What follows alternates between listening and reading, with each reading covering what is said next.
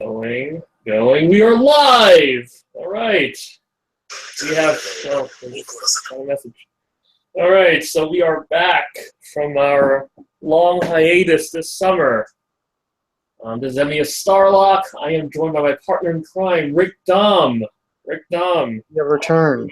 The summer hiatus is over. No more summer 16. No more summer 16. And just 2 days ago was the Hatsune Miku birthday. And that's why I have this picture of Miku, a beautiful quarter scale figure of Miku, and I just want to say, happy birthday, Miku. So, Yeah, happy birthday to the Mikus.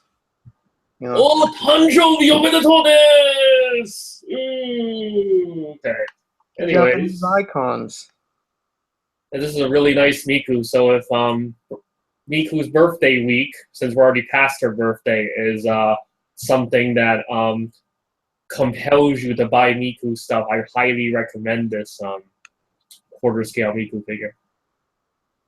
Very good. It also comes in snow version as well. You can buy it in snow version. Also, slightly different, a different facial expression. She has a snowflake in her hand. Damn, what do you think of this? What do you think of this Miku figure, Rick? It's a classic Snow Miku look. Oh, yeah, man. 1/4 scale. Nice. Very good. It is the PF Miku, pretty much. Premium format. All right, let's get down to it. We have so much to get through, We have so much to get to. Basically, today I'm thinking we're gonna go through the events. We're not gonna go through everything. Don't worry, guys. We're gonna try to go. We're gonna do a double feature. So we're doing another episode 1 week from today as well. This week's episode 6, the end of summer. It has kind of this very melancholic, very retrospective, kind of nostalgic thing, kind of like the end of everything, the end of all the beautiful memories you made over summer, running on the beach, falling in love, buying your first figure, whatever, doesn't matter. So that's what, I call it the end of summer. What do you think of, what does the end of summer emote to you, Rick Dunn? When I was a kid, I fucking hated summer. I hated summer as a kid because where I lived wasn't like really close to any of my friends. I would never fucking be able to hang out with my friends. I'd just hang out with as a kid, your brother. He's the worst. So, I'm just stuck with my brother all summer. So when summer was over, it was awesome because, it's back to school and I'd have all my friends. And, I did well enough to charm the teachers that it wasn't a big deal when I was there, just messing around. Now as an adult, summer is just another season. Stuff is so much more significant like that, like when you're younger. Now as an adult, it's just like, well, I don't have to be hot all the time now. So when I think of summer, I think of all the big things happening. Generally, all the significant things happen during the summer. There's a summer vacation. There's all the summer conventions. There's just a lot going on in the summer. Nice weather. Good food. Lots of good times to be had. And this summer, 2016, was no exception to that. And it is kind of sad that it is sadly pretty much come to an end, the convention season. And, I got to see all the JPIA team. We actually, as you guys all know, we don't actually all live in the same area. So sometimes we only get to see each other during conventions, like big conventions. So it was definitely a good time. A lot of good times I've had. Some of course, struggles as well. But, no good times come without struggle. So. Yeah, and it's always better when you're not alone for the struggle. Of course. Anyways, there was a Bandai drop this week. There was some good stuff, especially if you're fan of the retro stuff. But getting to that, we had the Space Sheriff Gavan Laser Blade. It's a very cool item. It's pretty much the first. I believe it's the first Tamashii Lab product. I think it's pretty much Tamashii Lab is kind of like the Proplica type stuff, but it's very I guess a lot of electronics and stuff, kind of pushing the whole scientific with the whole lab and everything. There's 20 LEDs in this blade, which is hand sensor, so you can turn it on and everything. You can actually check it out a little bit right here. You guys can see it. It has the sounds and everything with the BGM.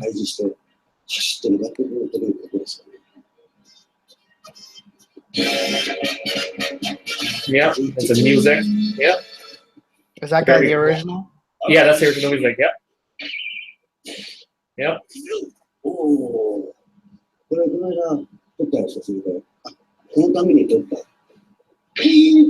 Yeah, man. So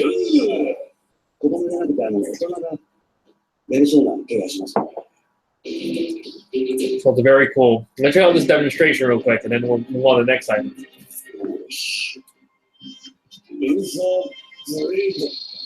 Wasn't that cool? That's really cool, huh? It's a sick piece, man.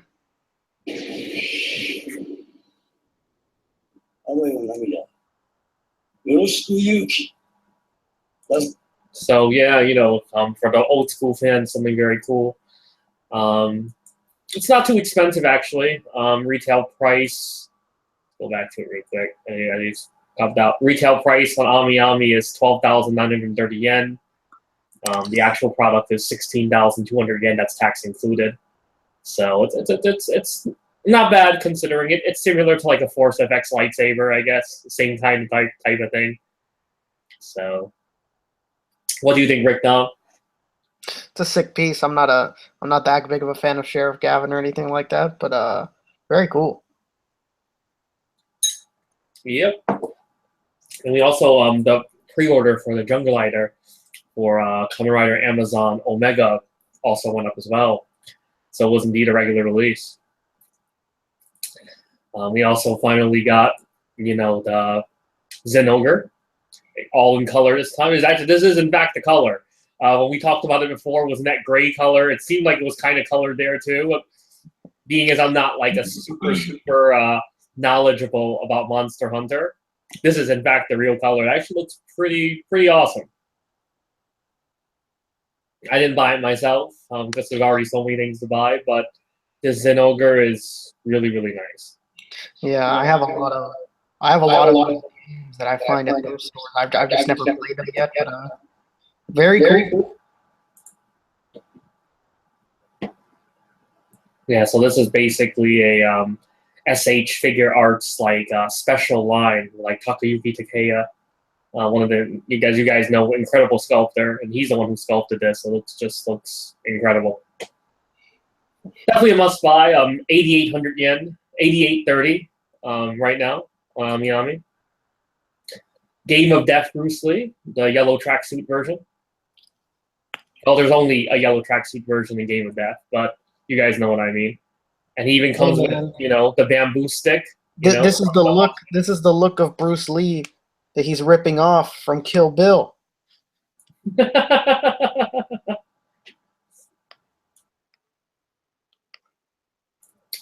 So he comes with this smiling face for this particular scene. Some of this, the facial shots are the facial expressions he comes with are pretty much from this movie. My only gripe is his hair.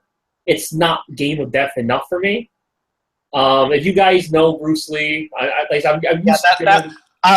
definitely agree. That hair is way too clean. In Game of Death, it's very much sharper looking. It's a little sharper, and the main thing definitive about Game of Death is his little sideburns flare out a lot more. Oh yeah, his face. He also lost a lot of weight in that movie, so his cheekbone should also be a little high. He should be a little skinnier in the face. He was really stressed out during the time, so he actually lost a lot of weight during the filming of this movie. And he gained a lot of it back when he did Enter the Dragon, and unfortunately, he never made it back to do the rest of Game of Death, which is why we have an incomplete movie.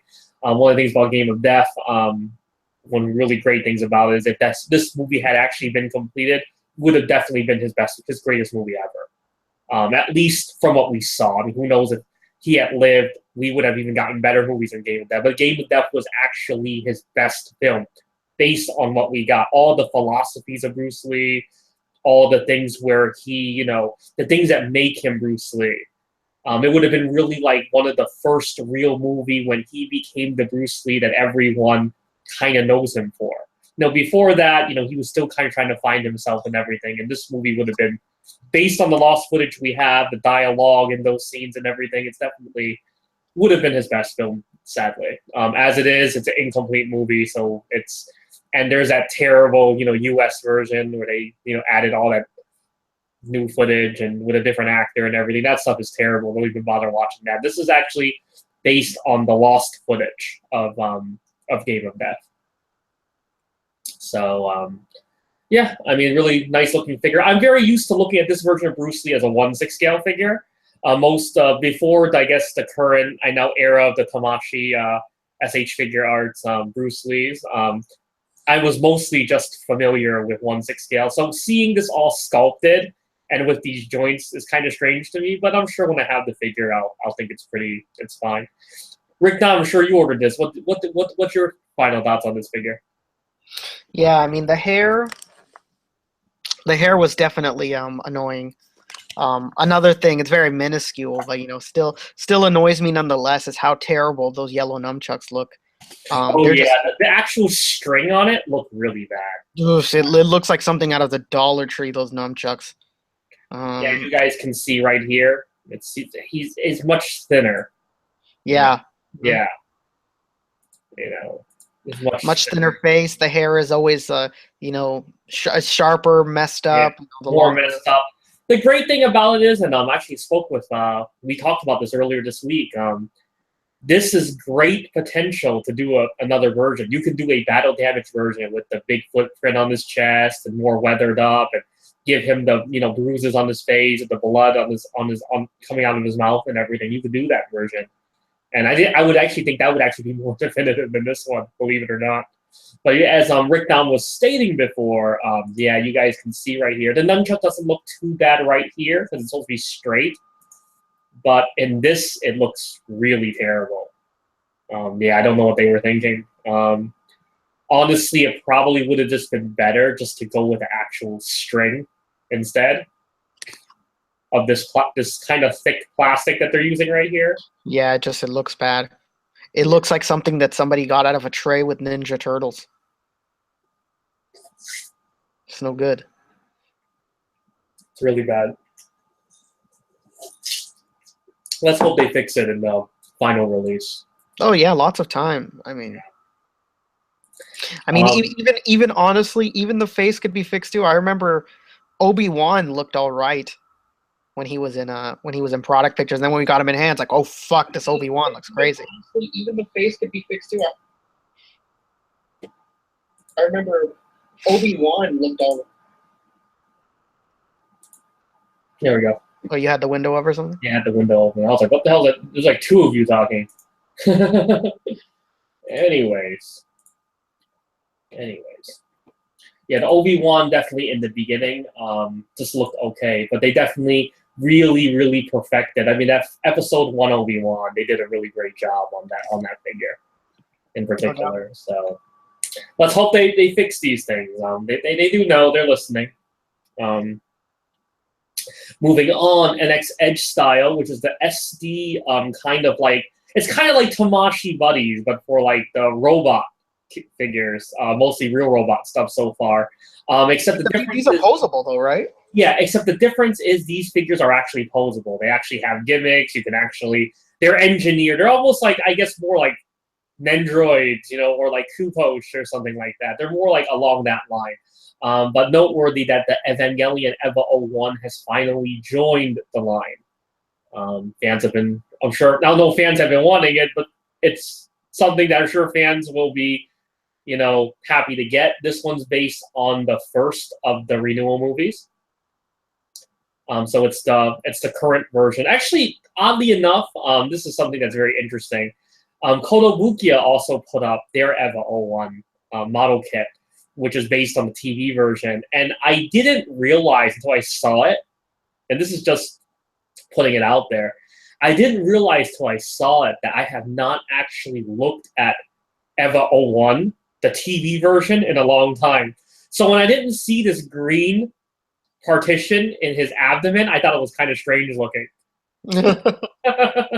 Looked a little too like long in the waist, or well, the main thing is I'm just so used to looking at the movie version now.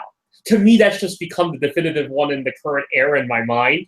So when I saw a TV rendition of it, I just thought it's just I hadn't seen it in so long. I just thought it was really strange. But this EVA 01, going back to the original topic, this EVA 01's really nice. So if you guys are NX Edge fans, definitely something I think it's worth hopping on for sure. Oh yeah, I was tempted because it looks so cool, and it's a fairly cheap. You didn't order one? You didn't order one? No, I'm still debating. It's so cheap. You know, maybe you'll be like a cheaper down the road or something. Yeah, you never know. That would be crazy. Getting a product like that for even cheaper than what it already is, nuts.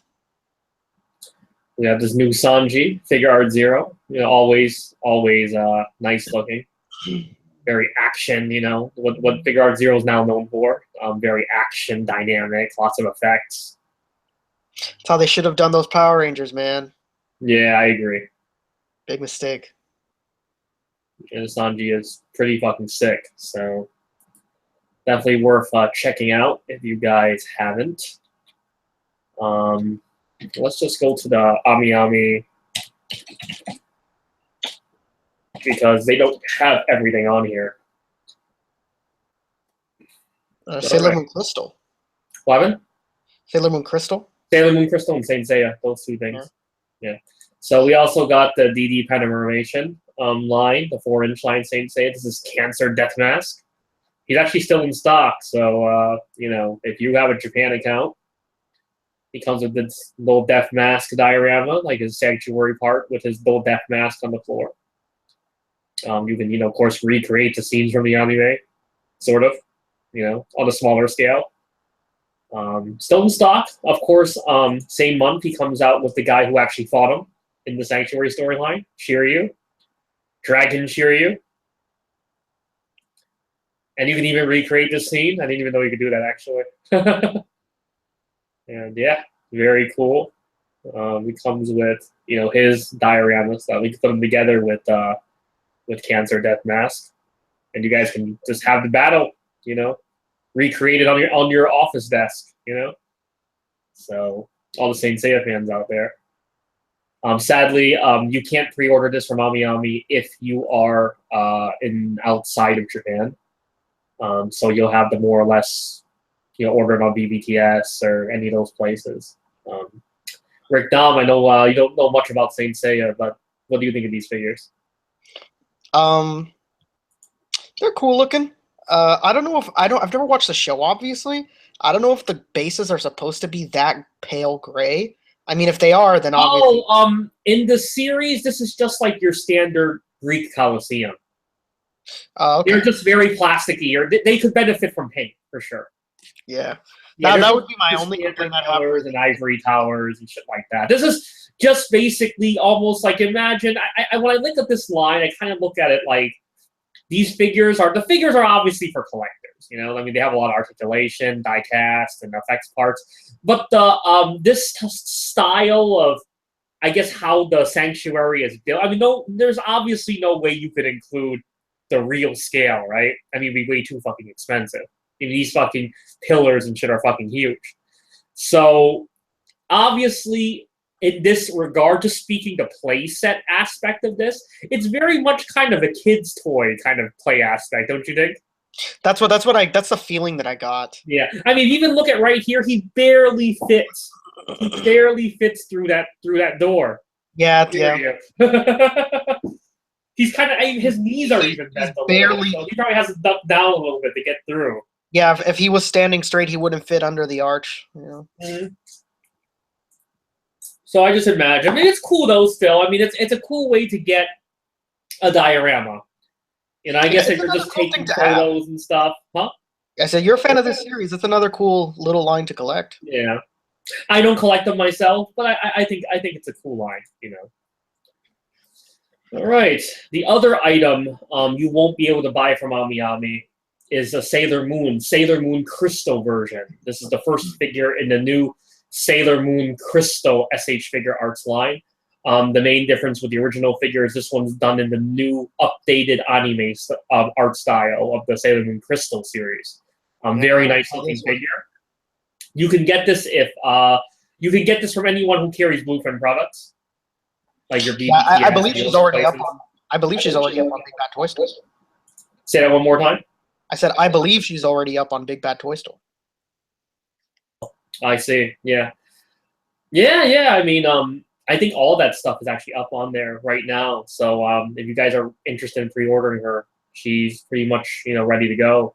Looks really nice. Obviously, without any question, they're gonna do everybody in this style. So definitely get prepared for that.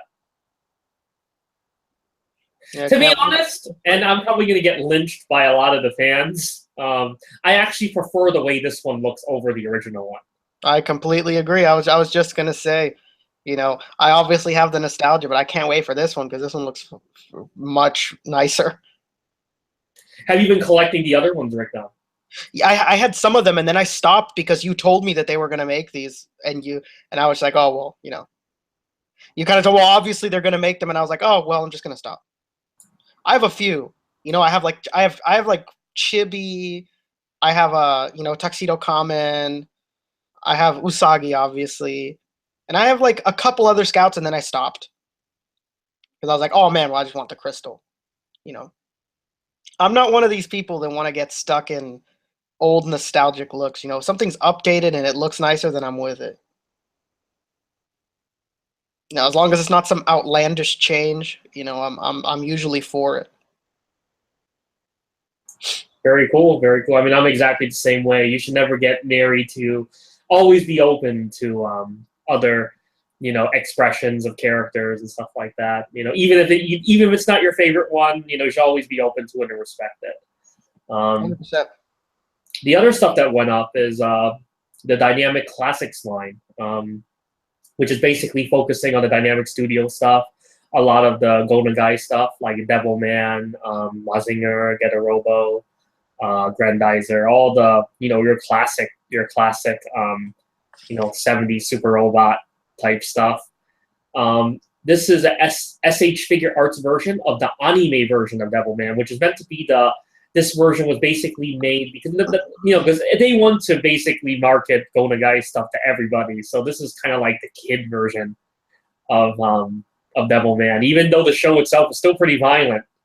And he was like a delinquent and everything, and the guy who becomes Devilman, like Hirafudo, and yeah, this figure is based on that version. It's very nice. It even comes with the special display base where he's sitting on a beam. This is from the ending theme of the series, so you can kind of recreate the ending theme, kind of like with Saint Seiya, how you have AN Blue, and you have like the pillar, and you put his helmet on it and have him like standing on it. It's the same kind of thing. I guess only if you're a fan you know what I'm talking about. So I'll stop now. But it's a really nice figure. A lot of different options. It's actually pretty big for an SHF figure.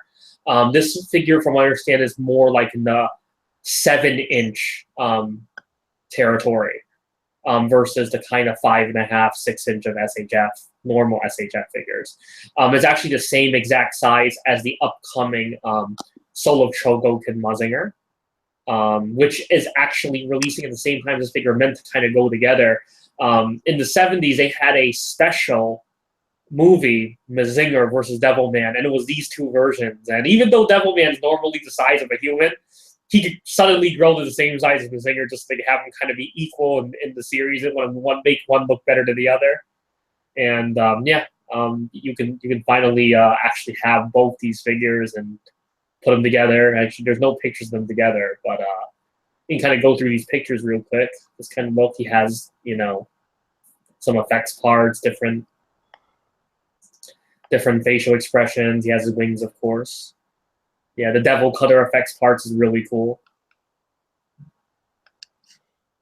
What do you think of this, Rick? Now, I know you're not really necessarily big into this the retro 70s Super Robot stuff, but When you look at this, what do you think?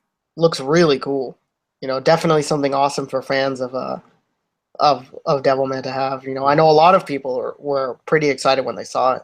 You know, including one of our great friends, you know, Mr. the Johnnies. Mr. Nice. My question is, where's Cutie Honey at, man? Oh, you know what? I think Cutie Honey is safe to say. Cutie Honey is gonna come. It's probably gonna be one of the ones. One of the dynamic. Believe it or not, I've watched a fair amount of Cutie Honey because my one of my best friends you know, I've basically known his little sisters their whole lives, and they watch Cutie Honey all the time, so I've watched it before. And I know they're like super fanatics, so you know I know the name Go Nagai basically because of Cutie Honey and of course Mazinger the most. When I saw these, I was like, man, I wonder if they'll do a Cutie Honey. That was like one of the first things I thought. I think Cutie Honey is definitely something that will happen. This is also very cool. This says the new SLC Mazinger, which is what I was saying was meant to go with that Devilman. They actually have them next to each other right here. You can see them. So it's kind of like they're exactly the same height. This figure is, like I said, so it's this Devilman is gonna be a little bigger than your average SHF. And they come with similar bases, so then you kind of display them together, and it looks good. This Mazinger has a lot of the features that the DX SOC one had. It doesn't have the open up panels and stuff, but it has some of the other features, and also this one has much improved articulation over previous SOC Mazingers. So definitely a must-have if you're a Mazinger fan. It also has the more anime accurate, slimmer proportions. Yeah, very sick, very clean looking figure. Yeah, and I mean, check out this video of it. Very short, guys. Let's check it out.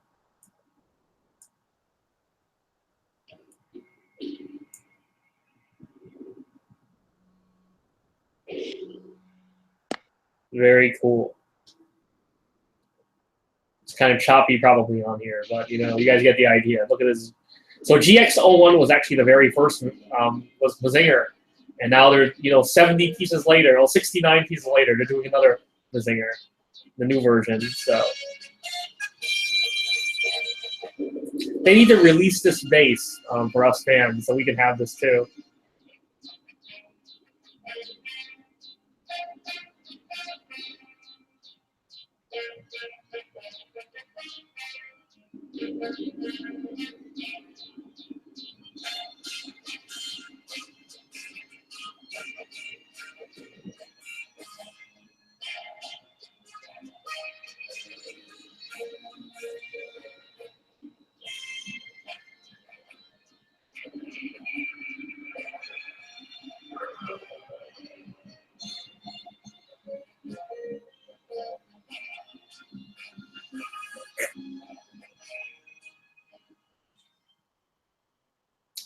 So yeah, guys, if you guys are Mazinger fans, definitely a must buy. It's already sold out right now, but at some point these pre-orders will probably reopen back up. So.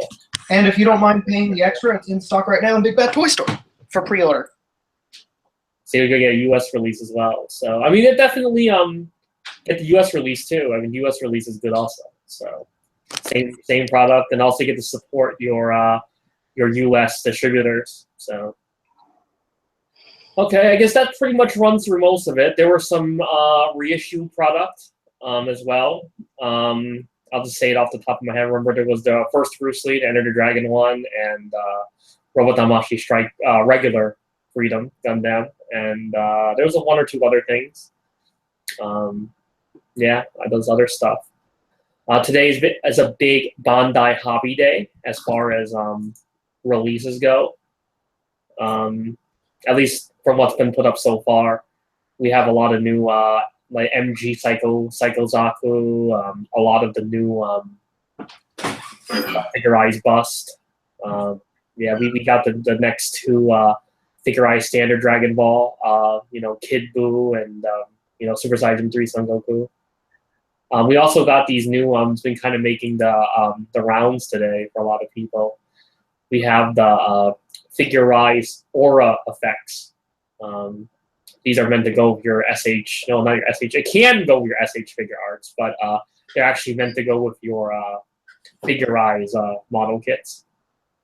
It's kind of similar to the auras, except that it's more like an energy burst, and these are all kind of partitioned, these parts, so you can kind of like rearrange them how you like. You can kind of do different kinds of display, like this one right here.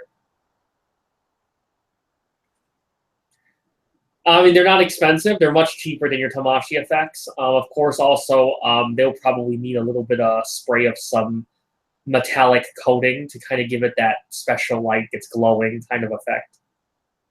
So it's kind of like you're getting the aura effect and the thunder effect all in one. And of course, you get a special base where you can kind of peg all the parts into. So, Rick Dom, what do you think of this? Rick Dom seems to have stepped away for a second. But of course, there's two different colors. There's blue and there's also yellow.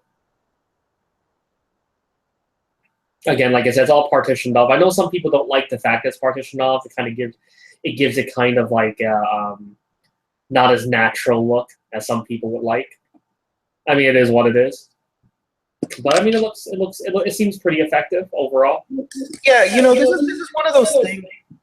This is one of those things that's perfect for a lot of collectors. I know a lot of people like are hesitant, even still, about Tamashii effects. You know, they have some gripe with it. You know, they think the aura effects are you know, hollow on the inside and rubbery. Some people don't like the way that like certain effects glow. And this way, you know, even if you do have those complaints, I guess you waste a smaller amount of money. So, you know, it's cool, nice little customizable pieces that you can throw into a display. It's nice. Definitely needed, you know.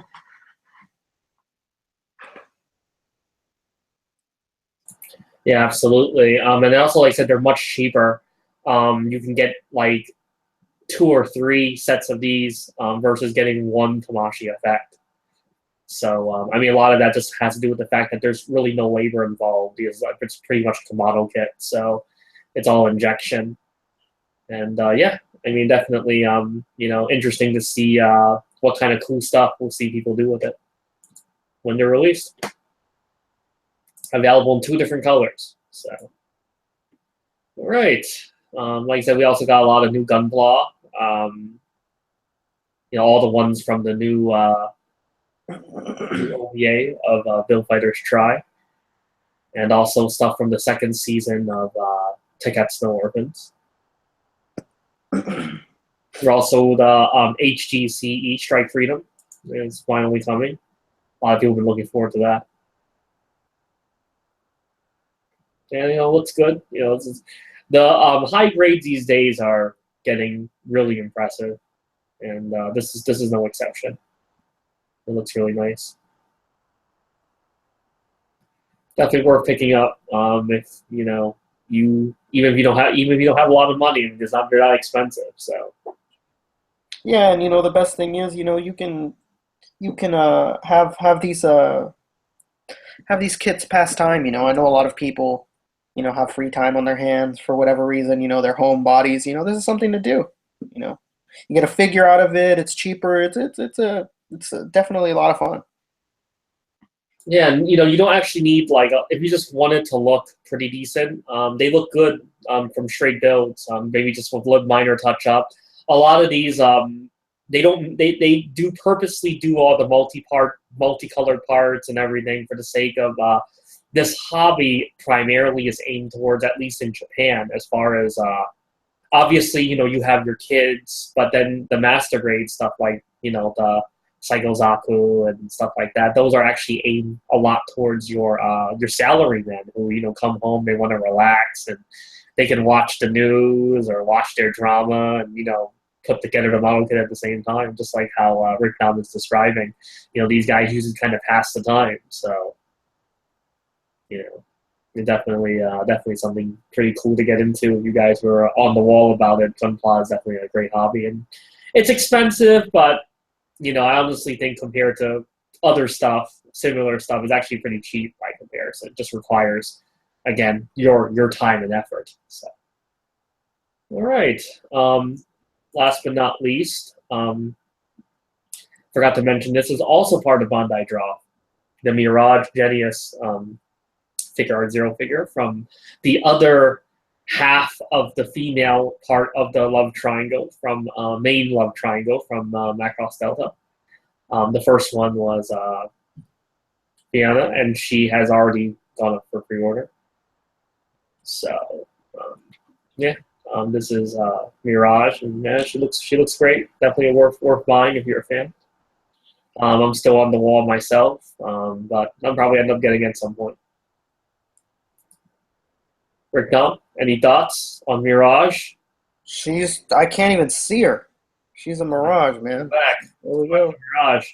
There we go. She is right here. She is. Mirage. Ooh, there we go. Yeah, looks nice. Definitely awesome, to have stuff for series. Like when we got those girls for Gundam Build Fighters, I was like, oh my god, we have something. Definitely. So, yeah, like I said, Freya is already available. You can already get her. She is still available for pre-order.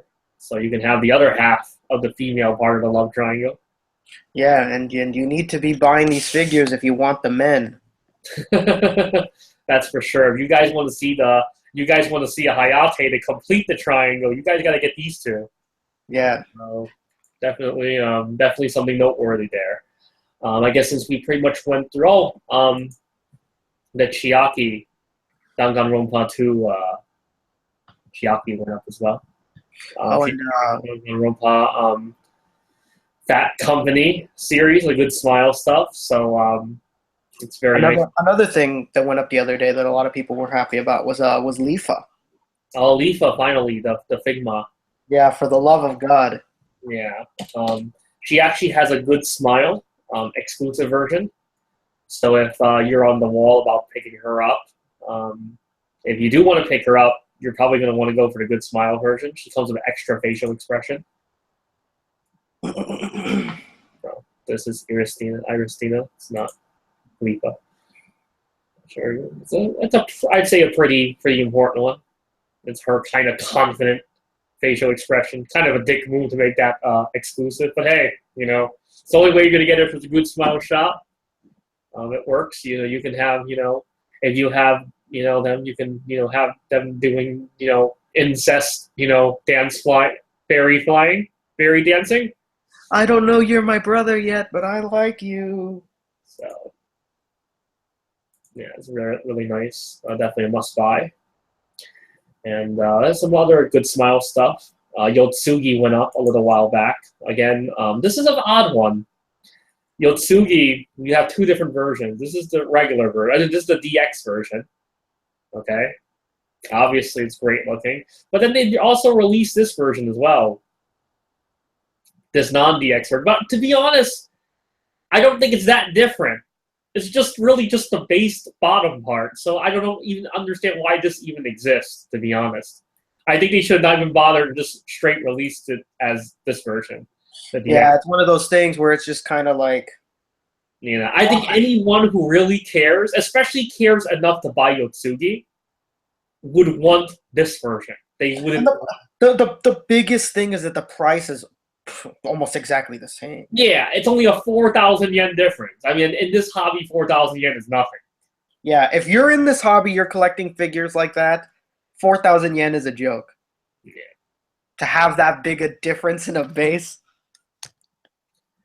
Yeah. So I don't know what you guys think. Anyone who's watching, who has any opinion about this, let us know what you think. Do you guys think there should be a Yotsugi regular version that just minus the plushies on her base? So, in reality, I don't know. I honestly think that it should have just been the DX one, and that should have been the only version, but that's just me. All right. We also got other cool stuff. The Ushio and Tora Nendroids went up. There's no exclusive versions for those, so you can happily go ahead and order those on AmiAmi and not have to worry about missing out on anything. Yeah, when I saw that, I was pretty damn excited. We got the Meta Knight last week as well. That was great. Right here. Also, again, not a no exclusive version. So yeah, because however, if you're into Koshi, You might be screwed because he has an exclusive version. Let's see what Koshi. Let's see what Koshi has. The Haikyuu. Oh, it's just a keychain. It doesn't matter. Hey man, those are the perfect type of exclusives. Keep doing that, good smell. Give us like a keychain. Give us like a sticker, a can badge. That's fine, because then I don't have to buy it. Yep. Or finally, Alisa from God Eater is also joining the ranks of the V-style figures. It's very nice. I'm still deciding if I'm going to buy or not, but I don't know. Maybe I will, maybe I won't. It looks good. It looks good. Yeah. All these V-style pages look pretty good. I couldn't resist, and I bought the Angela Balzac one because she's actually not a bunny suit one. She's just a default one, but she's quarter scale. I honestly think this is probably the best Angela Balzac figure they've ever done. That's the exact thing I thought when I saw it. I was like, oh well, this is like the best figure they've done, whether it's provocative or not. You know, it's the best figure they've done. This is incredible. It's a must buy. So yeah, it's amazing. Yeah, very sexy. I mean, yeah, very good. Don't buy that one used. Don't buy this one used, people. Don't buy it used, man. Yeah, definitely don't buy it used. If you do buy it used, make sure you inspect this part. If you buy it used, especially right here. If you buy it used from Ami, you know, make sure it's like unopened, and inspect it well, even if it says that. Well, the Fig Fix, the cheerleader Honoka. Yeah, got that. Bonus. What's the pre-order bonus? It's a face. It's a face? Oh, that's fucked up. That's a good face. Yeah, it's pretty fucked up. I had to order that through there. It was really annoying. And this is also one of the big moves too, as well. The Dark Magician girl. Hell yeah! It comes with a special effect. The exclusive version. That's the exclusive version right there, guys. Yep.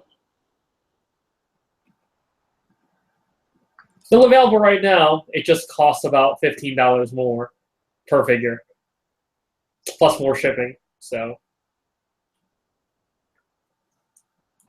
getting the Julius from God Eater 2. I was kind of shocked that they're doing them when they first showed them at the Wonderfest. I was kind of shocked that they were doing them, but it's very cool that they are. He looks more male figures, man. We need it. Absolutely incredible.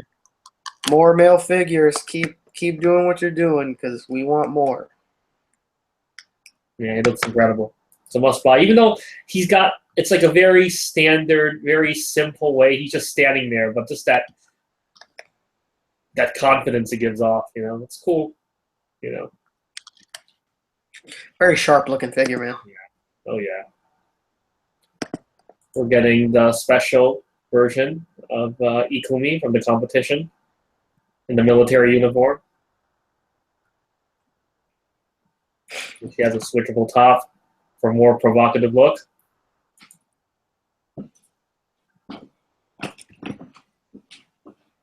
Very good. And of course, looks like Harley and Joker also have exclusives. What are their exclusives? Let's see. Oh, okay. Just a background sheet. Nothing's. You could technically skip that if you want to. Oh, it looks like she's actually an articulated one. Holy shit. Oh, yeah, her and Joker. Oh, are both articulated. They're the movable style. Oh, wow. And Joker, too. Also articulated one. Yeah, it's always been kind of strange. I mean, I'm okay with them not always doing articulated versions, but then sometimes I feel like certain ones that should be articulated are not articulated. I understand some of them don't have to be articulated. That's fine. I'm actually fine with that. But then certain ones, which are very action-oriented characters, I feel like they should be articulated, but they're not. Yeah, the selection process is very strange. It's very strange. So we're also getting an Nendroid Code series of Mikihoshi. Nendroid Code is kind of like the Fig Fix of the Nendroid line. They don't really come with any options or anything. They're just kind of like this. But I believe they're supposed to be compatible with Nendroids. Like this all comes off and everything, and you can pop the head onto another Nendroid if you want. But you're also getting, of course, Haruka as well. The Twinkle Star versions. It's cute. I've never bought any of these Nendroid codes, but they seem like they're pretty good. If you're a Kankole fan, the Takao Heavy Armament version is also up for pre-order. Looks nice. Oh yeah, that one. It's pretty much in the same tradition as all the other Heavy Armament figures. I'm sure our friend, the Donkey Blonkies is pretty happy about that one. And Donkey Blonky, Donkey Blonky is sticking his dick in this. Oh man, yep. As far as I know. And I mean, look at this. Oh, that's as far as I know, that guy's naked in his room right now, doing whatever he can with this particular figure we have on screen. As far as I know. Yep. Iristina Bernhard from Schwarzmarken. It's kind of like a spin-off prequel story to the Mob Love series. This is one of the main heroines, or pretty much the main heroine, and in her bunny style version, I guess, no, never an excuse. Never, always can make one. You don't need an excuse to make one, so it's all good. I'll pop over to the second page right here and just kind of look. Yeah, quick. Make sure we don't miss anything. We've been gone so long. I mean, we're probably not going to get to cover everything, but we're going to try to just kind of go through, what we consider is kind of like noteworthy. For example, this Femto right here is very noteworthy. Yeah, like that's another one. Like, why is there even the version without? Yeah, I agree. Although I guess there's some people who don't care about having this. Although, if you're a fan, why would you not want to have this? Yeah, this makes no sense. I mean, the price difference is almost nothing. So, I mean, it's a really, really nice piece. It's a really nice piece. Yeah, I can't wait to have that, man. I mean, the odd thing about this is an action figure, and it's technically a lower end item. But I think this version, this right here, actually looks better than the Art of War statue, personally. I think the sculpt of it and everything about it, it looks better than the Art of War statue, I think the Art of War statue looks pretty good. It's an old statue now. They repainted to make it look good. I think this actually looks better than the Art of War statue.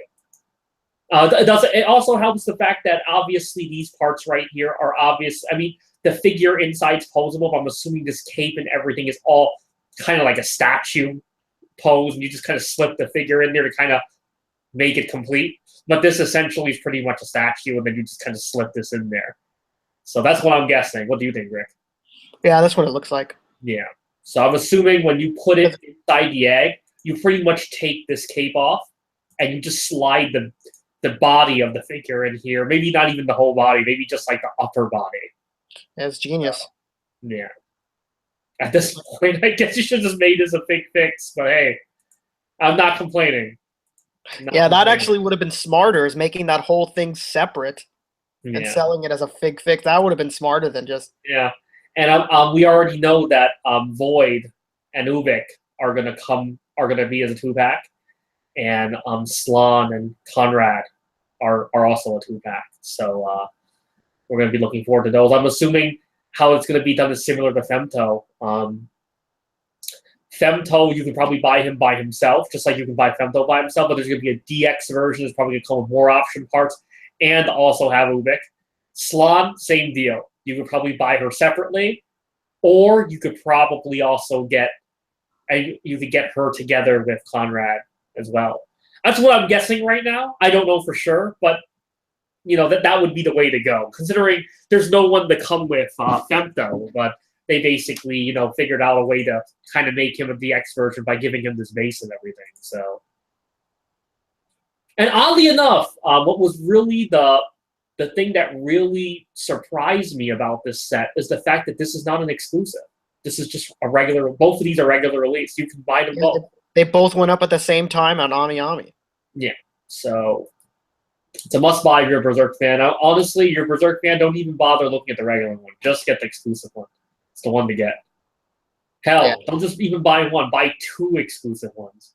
So you can have one, always in the egg, and another one, to display with your god hand, Exactly what I did. So that's the way to go.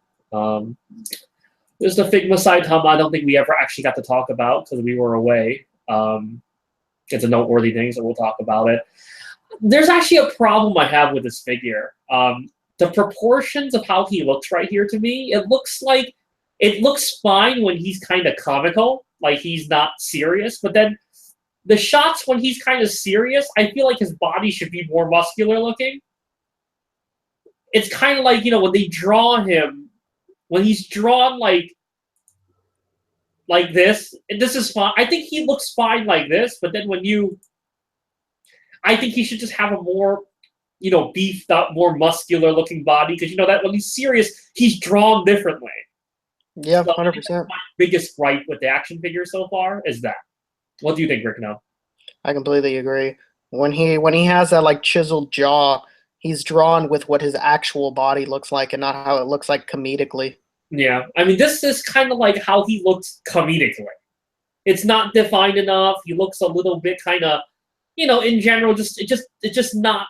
Yeah, he just doesn't look muscular enough to me. But then, like I said, when you put this head on it, he should look much more muscular. Yeah, and I know some people are complaining that they think that the Goofy head is a little too big, but I think once it comes out, it's not going to be that big. So. Yeah, I think it should be fine. I think it's fine. Yeah.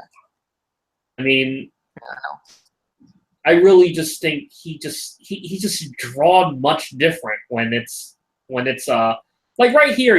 This is the comedic version, right here, and this is how the Figma looks right here. You guys can see it. This is how the Figma looks. He looks like it's almost like the guy looked at this and this is what he used as his reference to sculpt the figure. Yeah, the Kata stand. But then, when he's like in, One Punch Man mode, he doesn't look like that. Let's see if we can find him. Like this right here. Look at how buff. You know what? I'm just gonna pull up a bigger picture. All right, you know what? We're just gonna find it, and we're gonna find official artwork too. So so there's no right there. Just right here he looks different. Look right here. That's my biggest issue right now with the figure. I mean, look at his shoulders right there. Look at his shoulders. I mean, they're fucking huge. He's fucking shredded. It's just, in general, he's not supposed to look like this. Which is that's what the Figma looks like right here. It looks like this. But then, like I said, when he goes into his superhero mode, it's much more muscular, much more just, you know what? I have the perfect thing to bring. He should look like this. Yeah. The figure should look it's sad to say, but there should have been two different figures. Yeah, and hopefully that happens later on down the line, but as at the moment, this looks like that's what it is. This is what the serious mode version should look like. I mean, ignore the stand, but you guys see what I mean. Look how the muscles are like, so much more definition. He should just look way more muscular. Oh yeah. That's my biggest gripe with the figure right now.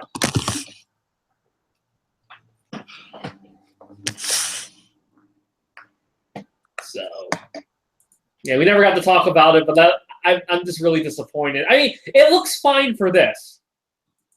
It looks fine for this, but doesn't look good for this. So, Anyways,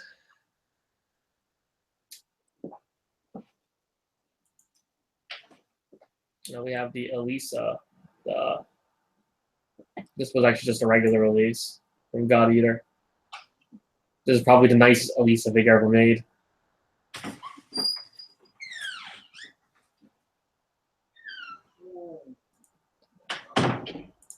It looks good.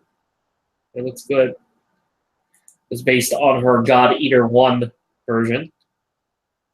I believe it's on Ami Ami as well. Probably still in stock. Just look it up right now, see if it is, in case for you guys that are interested.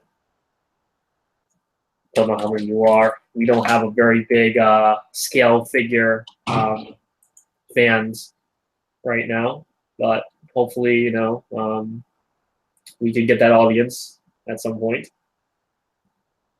Yeah, she's available right now, 22% off. It's a good price. Definitely recommend grabbing it if you're a God Eater fan. Yeah, this Sentinel Saitama statue. You're a fan of One Punch Man. This is a really nice scale figure.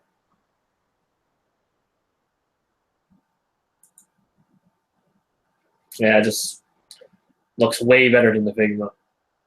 I mean, yeah, just it's all good though. You know, can't have everything.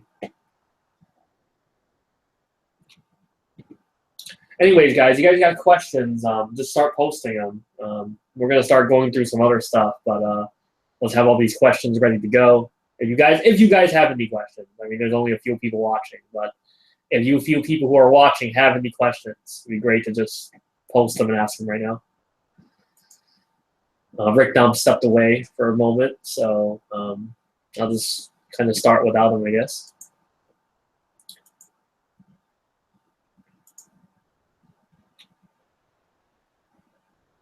There's stuff from Wonderfest again, you know, really late, so we're not really going to go through everything like we normally would. I just kind of look at stuff and just kind of comment on it. You guys got any questions about anything? Of course, like I said, please ask anything you see on here, anything about Japanese toys. Just ask. I'm here for you guys. So Aniplex is doing the Gray Man, the new series scale figures. It looks like they're doing Yu Kanda and also Alan Walker. They look pretty good.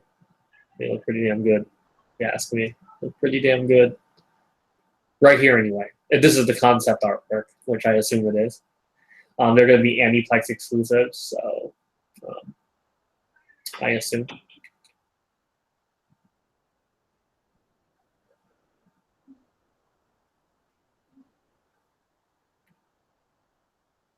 I'm trying to see other noteworthy stuff. This is Awesome Saber, Maiko version. Looks really nice. She has her Ignited Excalibur. Don't know why she has Ignited Excalibur, but, you know, hey. Not something necessarily I would think. Looks like this one's already up for pre-order, actually, so you can order her now from any place that carries the Aniplex Plus exclusives. It's very cool.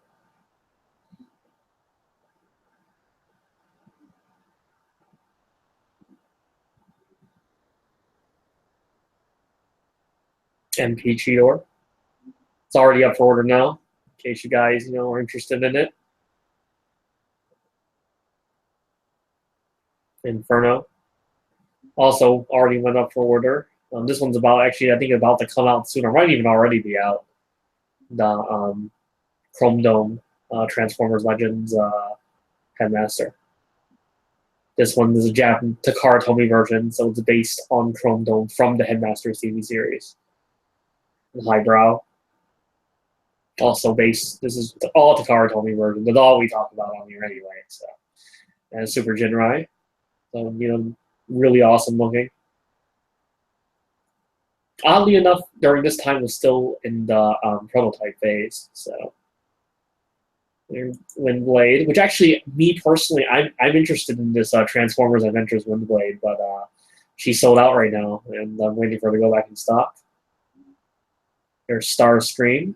I actually saw the U.S. version of this just today, I believe. It looks pretty nice. I think this version looks nicer than the Hasbro version. I believe the Hasbro version's a Toys R Us exclusive. In case you guys are looking for it. Of course, they show new Diaclone stuff. These little suits and everything. Pretty cool. All the robots. All the recolors and retools of Dia Battles. Like this one right here. I think this is a retool, I think. Didn't really look that closely at it. But don't want to linger on too long, so we'll keep going. This is mostly novelty stuff. Could go and talk about it as well, but the problem is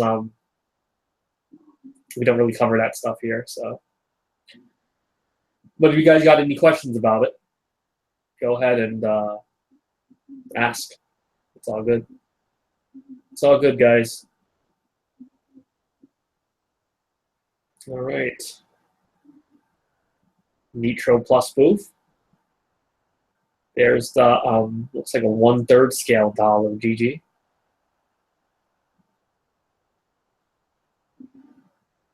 I'm not sure.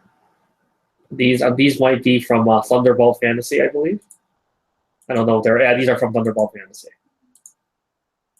which is a series going on right now, which is all these dolls. It's all like puppets, but they use these dolls to tell the story. It's very cool.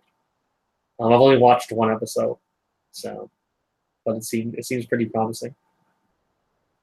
There's the mic. These are actually going to be coming out pretty soon. I think I finally have. Oddly enough, when you look at these three figures, it's almost like what I envision when I look at them. It's like a love triangle. This is the main guy right here, and then these are the two girls that he's trying to decide between. When I look at these three figures, I just think it's a love triangle. So I don't know why. I mean, the thing about Vocaloid stuff is that there's no set story, so you can kind of just create whatever story you want. But whenever I look at these three figures, I think love triangle. I think I would probably even think more love triangle whenever they do Luca. Luca and Miku would be the two main girls in the love triangle, and I forgot. Oh my God, Maiko right here. Maiko, right? She would be like one of the best friends of the group, but also in love with the guy. So it's that kind of thing when I think of it. So I don't know. Maybe that's weird to you guys, but that's what I think. I see it. Rick Dom, are you back? Yeah. Looks like we even dropped the viewer since I've been talking about that. So I think some people are not feeling that. So let's move on. Let's skip that. Let's close this. Let's move on to the next page. Talk about some of the Sentinel stuff. It's by Kung Fu from Machine Robo. Very cool. Looks like it's pretty much going to become. It's the next Metamorphose series, which is the one where they did the Dan Cougar and also these Dino Getters and everything. Looks like they're doing another Dino Getter. Oh, this is a Vulcan Log Dino Getter. So they're doing Revoltech Dino Getter. I believe this one's also. No, this one's not a Revoltech, but they did do a Revoltech of Bicon Vulcan Log. So re-edit Iron Man. This one's already out. This is the black Marvel Now black and gold version.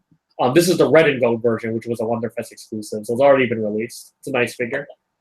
And of course, we have the new current armor, Iron Man armor, which is cool. I think this is going to be like one of the first of the current of this version, this shape-changing armor. I think it's the first figure of it, really. So it's a little bulkier than it is in the comic. In the comic, this armor is actually very slim, almost like skin tight. But this is, the Sentinel take on it. We're going to have a lot of cool gimmicks and stuff like that. So yeah, the style of that line is funky. Rick Dom is returned. Say it one more time, Rick Dom. I said, yeah, the style of that line is more bulky in general, so no surprise. You gotta fit all those gimmicks somewhere, you know. Yeah. So I mean, we've talked about these, the Getter Robo pilots. You know, very cool that they're doing them. You know, can't wait to see other guys being done. One of them is already out, right? The guy with the bandana? No, he's not out yet. He was delayed. The Rockman's came out, though. Are you sure? I've seen people take pictures of it. Maybe they have a sample of it. I don't think he's actually out till later this month, which would make sense if the sample's out, because September, it was delayed from August to September. Oh, I see. So that's probably people have samples. And there's Neto to go with your Rockman EXE. And this was an exclusive. This is an online exclusive. Rockman. It's 2 back. Ultra 7 for their 1/6 scale line. Very nice. He also comes with a weapons pack you can buy for him, so you can give him all that stuff. He doesn't actually come with all that stuff base stock wise. If you want his alternate head and all this weapons and swords and shit, you need to buy his accessory pack. So there's a bunch of new Wegos, of course. You know, I don't think we have a lot of fans of Wego on here, so we'll just kind of just brush through that. We'll acknowledge it as we're going through. Union Creative booth, Moonbay. Of course, it's all about Moonbay when it comes to the Combinary.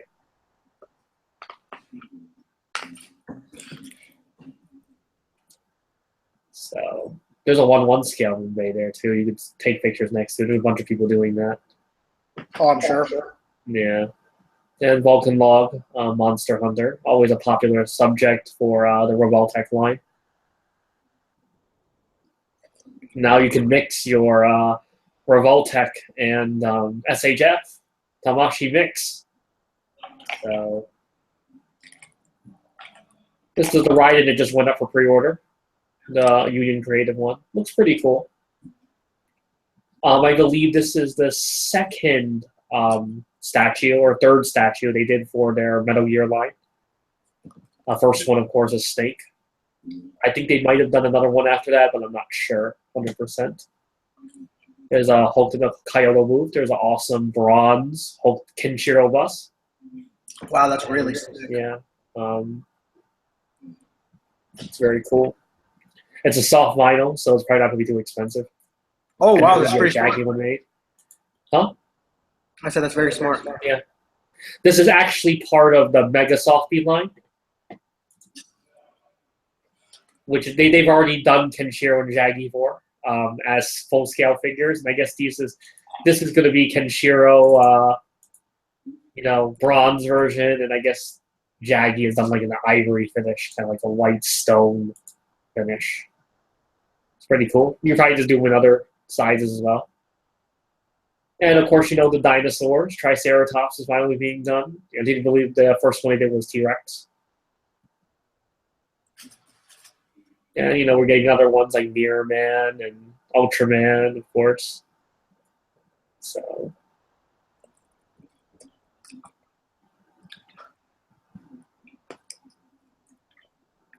Revoltech Spider-Man, for those who care. I know a lot of people have been asking me, are these he's going to have these huge gaps in his shoulders. I'm pretty sure by the time it comes out, it's going to be more flush. Yeah, these things are prototypes. Yeah, so I'm assuming that they didn't drill the holes deep enough, so that they didn't press it in. But I'm positive that this is going to be fixed, these gaps. So as you can see, it's a very dynamic looking Spider-Man. Look at those like thigh muscles. They're fucking huge. So it looks good. Don't know if a lot of people always ask the question, can it replace your Marvel Legends? I guess it just depends on, how anal you are about how the figure looks. I mean, but I'm sure, you can always make it work with your Marvel Legends if you want. That's a pose right there. A lot of guys always ask, what do you think, Rick, now? I mean, that's totally something that, you could definitely share a lot of insight on. Do you consider that these Revoltech Deadpool and Spider-Man can replace your Marvel Legends? In a Marvel Legends, or at least display with your Marvel Legends. I guess more to say, you never really replace them. You're still going to have them, but basically.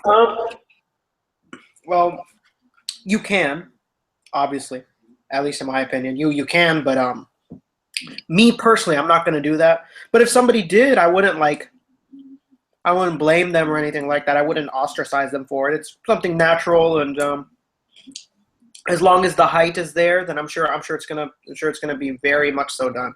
Yeah, for Spider-Man, it's okay because generally Spider-Man's a little bit shorter than your Iron Man, your Captain America, and stuff like that. So I mean, it should be all right.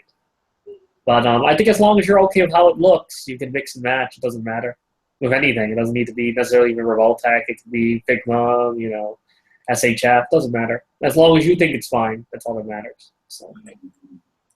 Yeah, at the end of the day, you're spending the money. It's your stuff. That's how you want to do it. Then that's how you want to do it. Right. I think we've seen all we can. There's another picture of Spider-Man swinging. In case you want to see what he looks like when he's swinging, looks good. So, we're gonna get Venom too, and I'm sure it'll be just as cool. So moving on. Like I said, we're just gonna skim through these, man. We're not gonna stick around too long. Metacom stuff. Amazon Alpha. RAH version. Looks great. It's good. It's part of the Real Action Heroes new line, which I actually have not bought any from. With the really nice bases and stuff. And of course, there's Link from the new game in the blue version. Pretty good. I think both these figures are up for order now, so if you guys care, Ami has them. I'm pretty sure. Yeah, I'm almost certain they have. Yeah.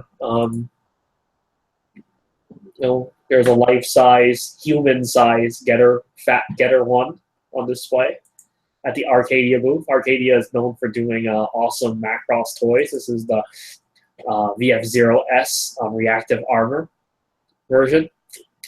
We've actually been waiting for this reactive armor for a very long time, and looks like we're going to be getting it pretty soon at this stage. I'm assuming probably 2017. At the latest, probably 2018. So we're close, man. We're close. We've been waiting a few years already, but we're close. We're close. Is that we have a prototype now, so it's looking good. I'm not sure what the story is with these figures. I'm a super fan of Katana Gatari, which is where this character is from. This is obviously 3D printed. But I'm curious if they actually, I believe they do sell them. I never really looked that hard into it. I believe they're pretty limited as well. I would love to have these figures because I'm a super fan of Katana Gatari, but there isn't actually much stuff for it. And these are pretty nice looking figures. They're obviously 3D printed and everything. So maybe they're made to order, possibly. What happened, Rick? Now? I said, who does this? Arcadia. Yeah, I'm a super fan. But I've been trying to find out. I haven't been trying to find out hard enough because I still don't know. But I believe that they're actually made to order. These are just absolutely incredible, especially this one right here, the final episode version. This is wow, must have for me. Yeah, I'm gonna look into it. Now I'm doing this, I'm reminded of how badly I actually want these. So. Yeah, I need to have them all. This is I need to have this too. But yeah, all that stuff I just showed, I just saw on the screen, all must-haves. We are getting a new version of the Garland from Megazone 2023. I believe it's 23, Megazone 23. I would actually get killed right now if someone actually caught the fact that I forgot that. But the first Garland was prone to a lot of breakage issues. So this one not only does it look better, but it's newly done everything. 124, same scale as the old one that Yamato did when Arcadia was Yamato. But this one's obviously a completely renewal version. So it's a must buy. It's going to be probably pretty expensive, but must buy.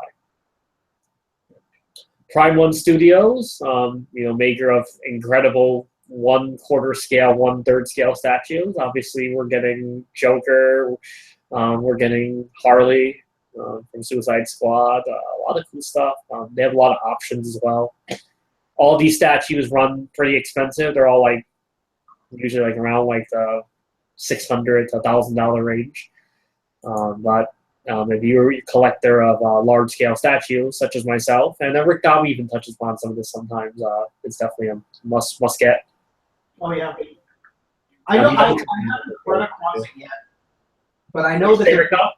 Say it one more time, Rick Dom. Let me mute myself and start talking. Hold on. Say it again. That although personally, I've only really bought in Sideshow stuff, and I haven't gotten Prime 1. Although I haven't come across it, I know there's going to be some Prime 1 statue that I can't live without, so I'm sure it'll come eventually. Yeah, their prices are normally a little more expensive than Sideshow, but their stuff is really incredible. Definitely worth the coin. And this is the Ultraman stuff. The first one I just showed is Ultra 7. This is a regular Ultraman from the manga. These are actually ones I'm considering buying myself, so definitely looking forward to Prime 1 unveiling these. Hopefully, I don't know if Sideshow will offer them, but it'd be nice if they did. These are the other ones that are kind of been tempting me recently. Well, this is a Beast Wars Beast Convoy, but this Optimus Prime right here, Convoy, is actually up on Sideshow right now. G1 style, but obviously reimagined, more modern, more detailed, more realistic looking, and looks really incredible. It's $1,000, but I think it's actually pretty reasonable compared to how much the Bay Movies ones cost, which are around actually more like the $2,000 range. And I think that's just mostly because these ones don't nearly have the same amount of detail and parts count and stuff like that as those do. So really considering it. So thinking about getting that Optimus Prime. And the Megatron, I actually was thinking about that one as well. Although not as, I probably would want to get the Optimus Prime first. And of course, you have the recolor, so we have the Nemesis Prime also. So it looks incredible. This is actually a big thing for one of the other of our team, the Red Comet Custom, Red, who's not with us today, but he's actually a huge fan of the Witcher series, and Prime 1 is doing these incredible Witcher quarter scale statues. You guys can see. So I think he's planning to pick these up. I'm not particularly a fan of Witcher. This Batgirl looks incredible. Also, Prime 1 stuff always looks good. Let's just say that. Let's just stick with the fact that they always look good, because they always do. So, I mean, I'm not even a big fan of some of these designs normally, but these Prime 1 versions just look incredible. Like this Nightwing right here. I'm actually not a super fan of the. I actually prefer. Actually, this looks kind of like the Arkham City one. But I like the Arkham City one more than the Arkham Nightwing. And I think with this, I'm assuming this is the Arkham. Looks more like the Arkham Knight one, but it looks like the head and mask from the Arkham City one. So, but they're definitely very cool. I think these are all from Arkham City, Arkham Knight. Look good. They're doing DC Comics, of course. The Green Lantern looks really good. Giving Sideshow that competition, so. Anyways, moving on. Try to get through all this. Medicos, all these SD JoJo figures. As you guys already saw, we're getting a posable Iggy. It's called the Minissimo line. Something in Italian, I guess.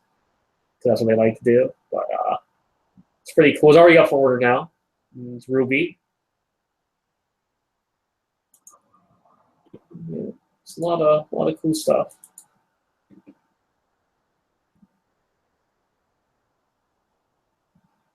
Monster Musume.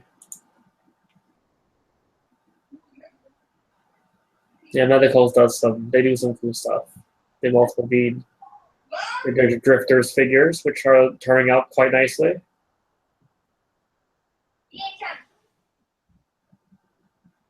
You have anything to say about these figures right now? These Medicals figures, like Bao, these JoJo, Tokyo Ghoul Drifters? Sorry about that. No problem. I'm very bustling home right now. I had to deal with Yeah, sorry guys. Just that Rick Dobbs got a lot going on at home, so he steps away. So hopefully I'm not boring you guys too much.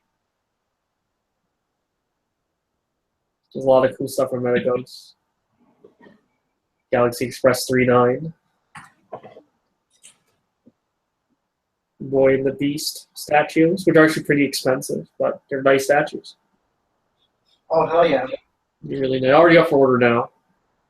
These Drifters action figures, SAS, look really good. Turning out nicely. Yeah, nice to have that line continue somewhere, being that the Rebel Tech stopped. And then we have the SAS Gyro, which is the first of Steel Ball Run figures. And we have Bao, of course, one of Araki's predated JoJo works. That predates JoJo. We have the Sentinel Ultraman stuff. Well, it just looks like this is just an Ultraman booth. We have the Sentinel one. That's the 3A one right there. I don't think there's a 301, but doesn't look like the articulation's been put in yet. Looking pretty promising so far. Wish it was a little slimmer, though. It looks a little bit thick. You guys look right here. The prototype looks a little bit thick. Yeah, he looks a little bit thick. The proportions just look strange. Yeah, it'll probably be fixed. So. Oh yeah, no doubt. There's Future with all their stuff.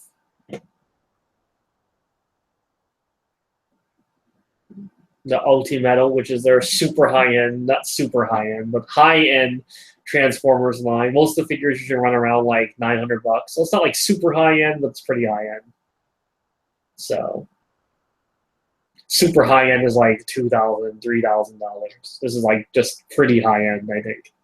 Upper high-end. I don't know. My idea of high-end is so skewed. So if you guys think $1,000 is super high-end, then it's super high-end. A lot of cool stuff. They're doing their Garland as well, which is a more detailed take version.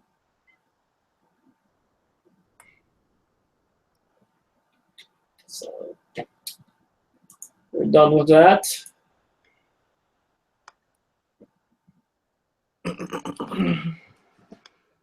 This is the Alpha Max booth.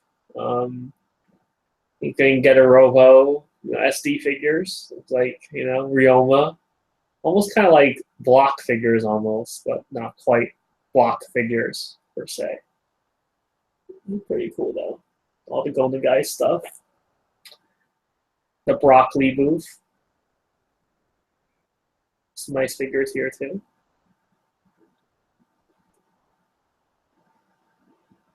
All right. I say right now, after this, we can answer some questions, kind of, so we start to get the conversation going. We can just go back to this in a little bit. I like to cover all this stuff to kind of just say, me and Rick Dom say our piece on it. But some good stuff here. Milestone is a new company, actually China-based, or is it Hong Kong-based? Either way, it's not a Japanese company, but they're doing this incredible Nia figure, which has already been up for order, and it's looking pretty damn good. As you guys know, I'm a super Gurren Lagann fan, so this is like a must have for me. But they're a new company, and it looks like they got some pretty decent stuff, good variety of stuff. Hopefully, get to see more interesting stuff from them in the future. Then there's Embrace Japan. They're doing some pretty cool stuff too. They're new Street Fighter scale figures. They are doing this awesome scale figure of Salder there's a new Salder from the new series, the comedy series, Ichigo. What do you think of this, Alex, Rick? Very cool.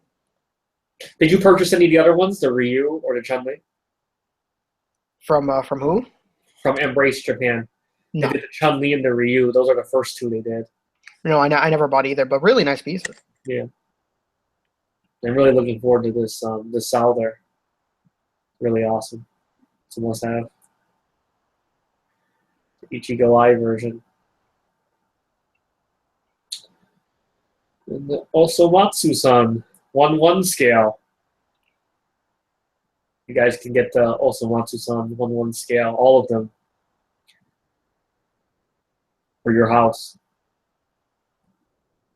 How about you, Rick Dom? Well, if there was, Karamatsu, that's the one you want, right? Yep. oh my God, you got me. Or maybe Osamatsu. Or is it oh, that has to be Karamatsu, man. It's got to be Karamatsu, right? So. You know what? I'm very sick of this debating. Why not just get them all? To line them up, man. Have people come, have the fangirls line up at your house. You can make it an income. They could come over and take their picture with it. You just charge them $10 for every picture they take.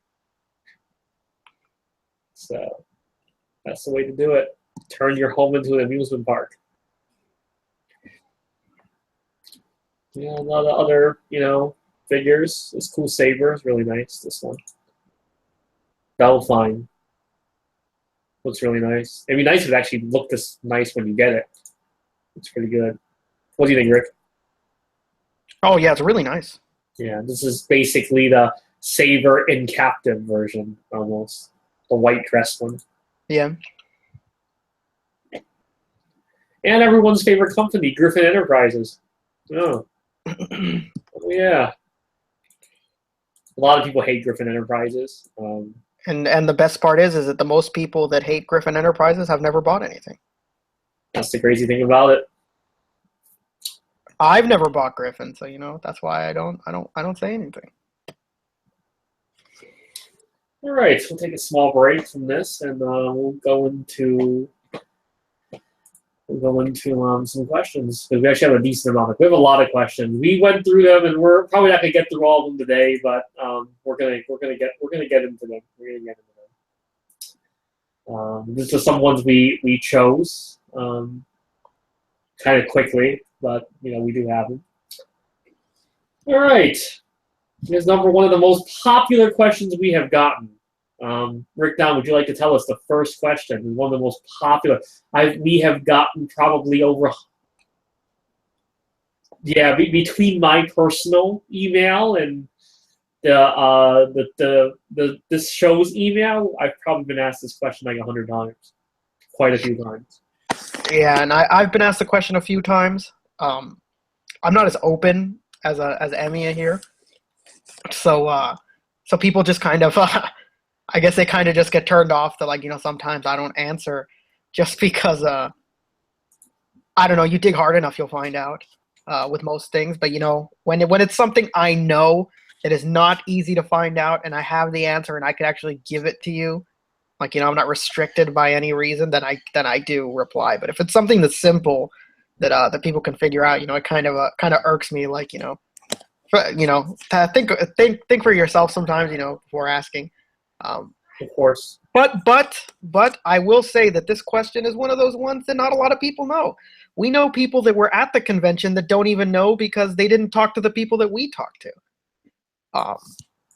So the question that we're referring to, which again, is one that I will actually give credit to. It's not easy to find out, I suppose, because not many people know the real answer is. I hear so many different things about the Yamcha and Tien being pulled from the display booth from the display at the Bluefin booth at Comic-Con.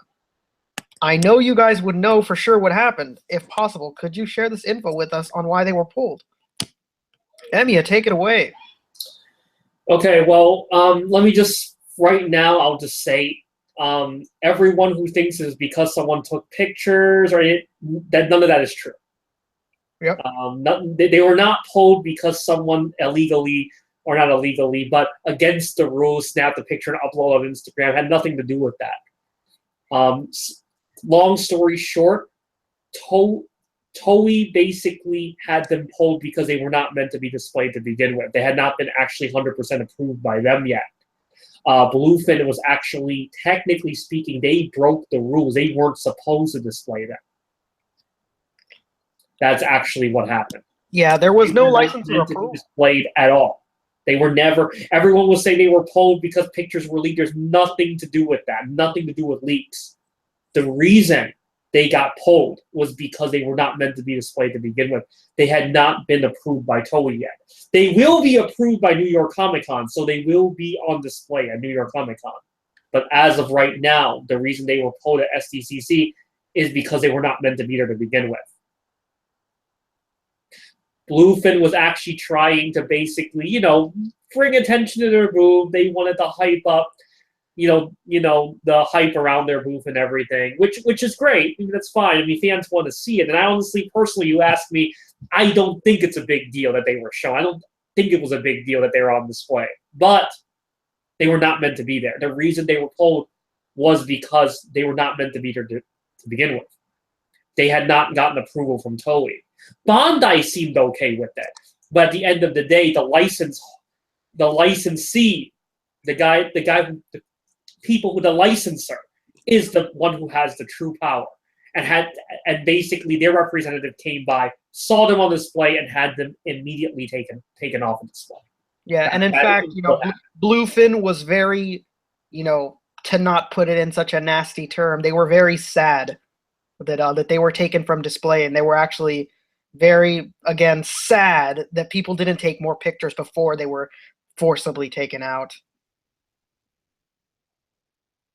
Yeah, the crazy thing about it is this whole situation during this year at Comic-Con, it was not hard to take pictures, but basically you were not supposed to take pictures.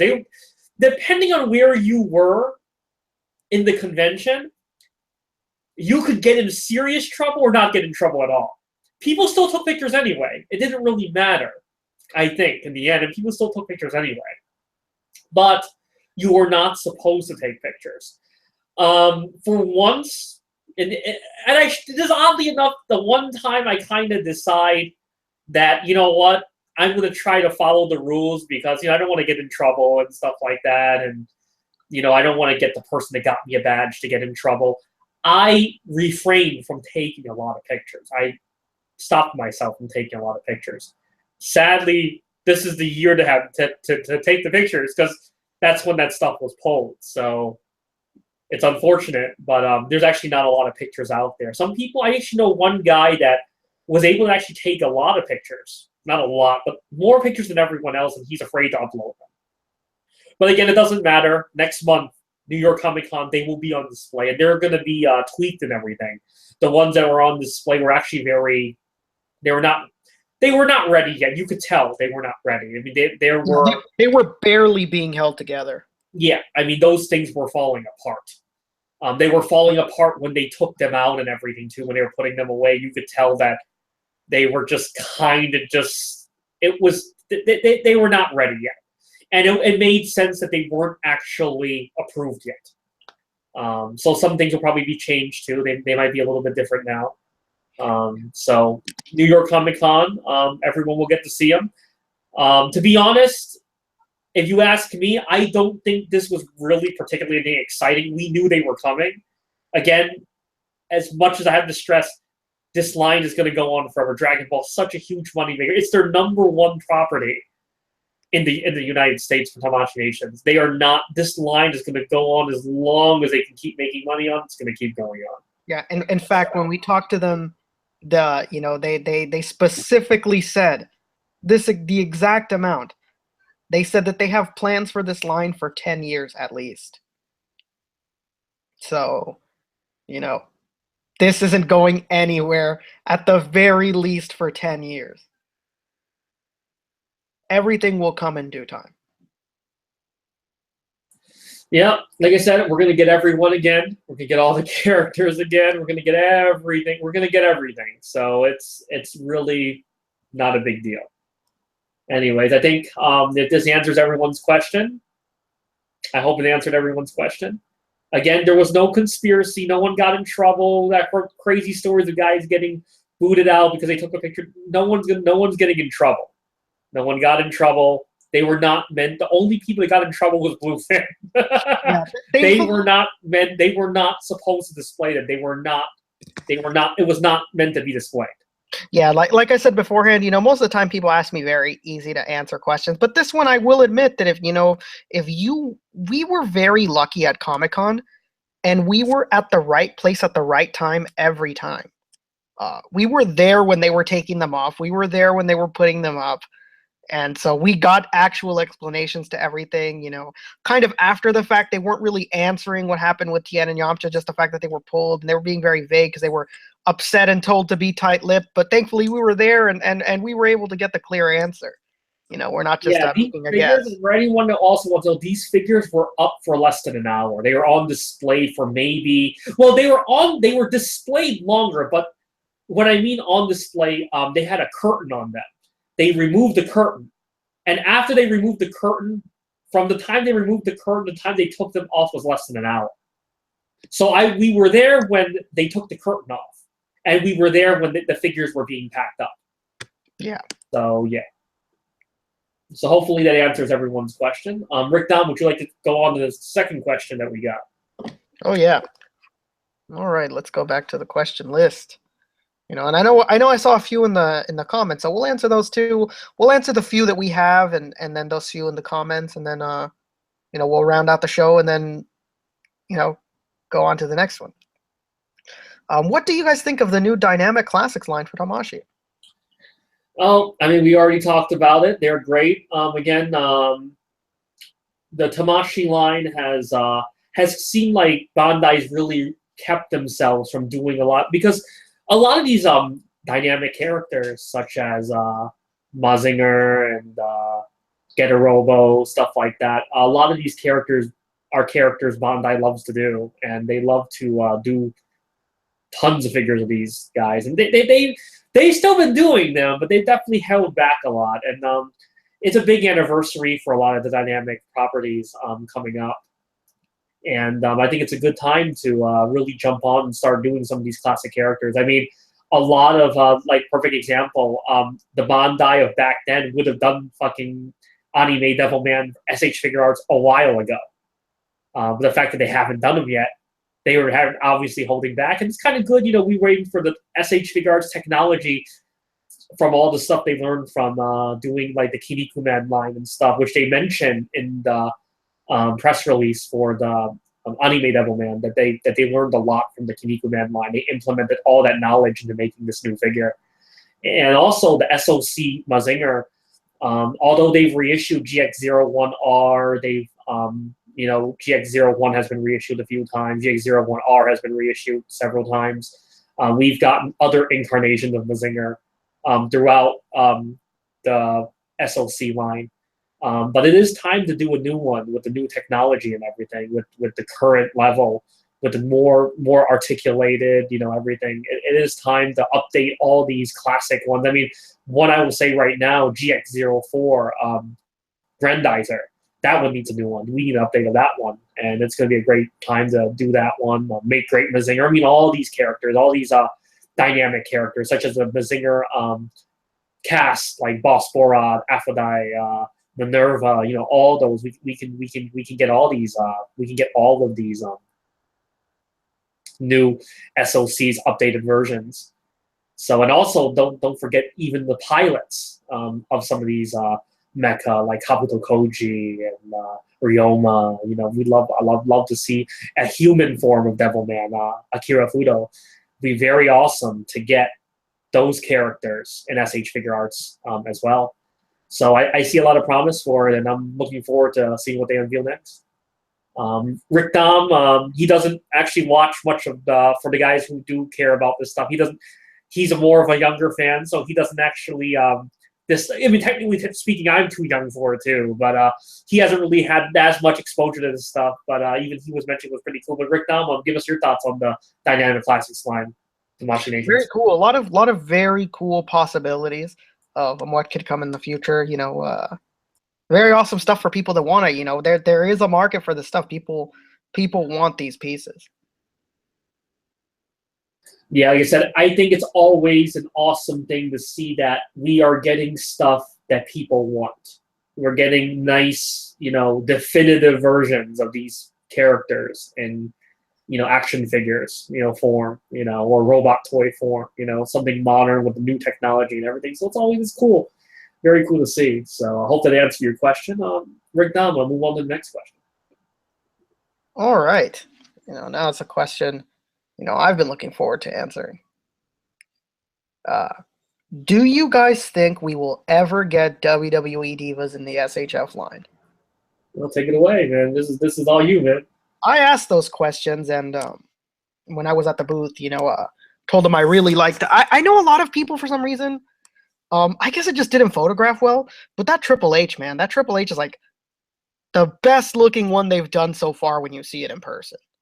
I don't know why it just doesn't photograph well. I can attest to it. People tell me that they don't like how it looks, and I'm not gonna sit here and lie to you. For some reason, it just didn't photograph well. But it's really nice in person. And when I asked, where they were headed for this line, they obviously, when I gave them the really obvious answers, things like Brock Lesnar, your Undertakers and your Kanes and your Shawn Michaels, that stuff was definitely stuff they wanted. When I got into females, I mentioned the names of things like Trish Stratus, your Litas, and of course your modern day ladies with people like Charlotte and Bailey and Sasha Banks. And they said, as long as it does well, this is a very new line. They don't really have those kind of answers like they do for DBZ or for Naruto or for anything else. They sadly just don't have those like much easier to answer. They sounded very, lukewarm about what was going on. They're not very sure, but just like with anything else, if we keep buying, they're going to come, and obviously the biggest ones that everybody wants, just because of what they are, being that this is a Japanese company, people want the Japanese wrestlers who are both champions right now, is Shinsuke Nakamura and Asuka. And, hopefully we get those, just keep supporting this line, don't be a dummy and make a judgment, buy these figures and show the support. You want more. It's not going to happen by you not buying, sadly. It would be very awesome to get it done. They seem like they want to do it. Obviously, they want to get those figures done. They want more and more characters, but they're not really sure how well it's going to do. And they say that they're going to be watching the line closely and how they expand. Yeah, I mean, it's definitely a very big thing for them to get. This is a big, I would say, as far as I guess how the markets are done and everything. Wrestling fans are used to getting like lots of characters at once and everything, and this is going to be a very different thing because I don't know if Bandai is going to. They're not going to be doing the same type of number as like Mattel does. So a lot of these are going to be like, we're going to get like a lot of the A-list people, and so I don't really follow wrestling myself, but it's definitely very uncharted territory for a lot of a Japanese company to touch the WWE license. So. Yeah, very new. Just sadly not that easy to answer. Like I said, when it comes to the males, you can just almost assure that those are coming. Like Brock Lesnar. I didn't ask about CM Punk at the time. I wish I would have now, but your Brock Lesnar, hopefully AJ Styles, your John Cena, your Kane, your Undertaker, your Shawn Michaels, those ones, the biggest names in the wrestling industry, your Hulk Hogan, you can kind of assure those. As far as females go, they don't really know. It just all depends on how well it does, but you guys have to buy and you guys have to support, I was trying to tell these people that saw Triple H and were making these snap judgments, like, it looks a lot better in person. I tell you, even Emiya here doesn't buy the line, and when he saw Triple H, he said it was the best one they've done so far because it is the best one they've done so far. And it looks really nice. It just didn't photograph well. Yeah, the likeness definitely looked pretty good overall. Yeah, just sadly did not photograph well, but you got to show that support, man. To get what you want done, you have to speak with your wallet because that's the only language that they know. Well, there you have it, guys. Hopefully, you guys are looking forward to the line, and the first figure is coming out pretty soon, right? So hopefully, you guys like it, and of course, if you guys have like anything you want to you want to share with them, go on their Facebook, or you can send it to us, and I can relay it over to them. I'll be seeing. We're actually again have some big things planned with some of the Tamashii Nations people, so stay tuned for that. And we're gonna get some of these. You guys got some questions. You can definitely get them answered. So, anyways, on to the next question. All right. On to the next question is, I really want a Figma Berserker Guts, but the prices on him are insane. Do you think Good Smile is going to reissue him one day? I spoke with the representative for the Good Smile company, Mamitan. She's actually pretty decently active online, and I brought it up to her before a long time ago, before Berserk had a current anime and everything like it does not like it does right now. Before that, it was like a couple of years ago, not too long after Berserker Armor first came out. Like I said, the problem with the Berserker Armor, Good Smile normally does not have any issue reissuing anything. They've reissued Wonderfest stuff. They've reissued things. If the demand is there, they'll reissue it. The problem with the Berserker Armor is the fact that it was a joint exclusive, a joint collaboration product, not exclusive, because it wasn't exclusive, but a joint collaboration product with the actual publishing company, Hakusensha, who publishes Berserk, which is why they can't actually reissue it without getting approval from them. However, what they can do is they can release another version of the Berserker Guts figure.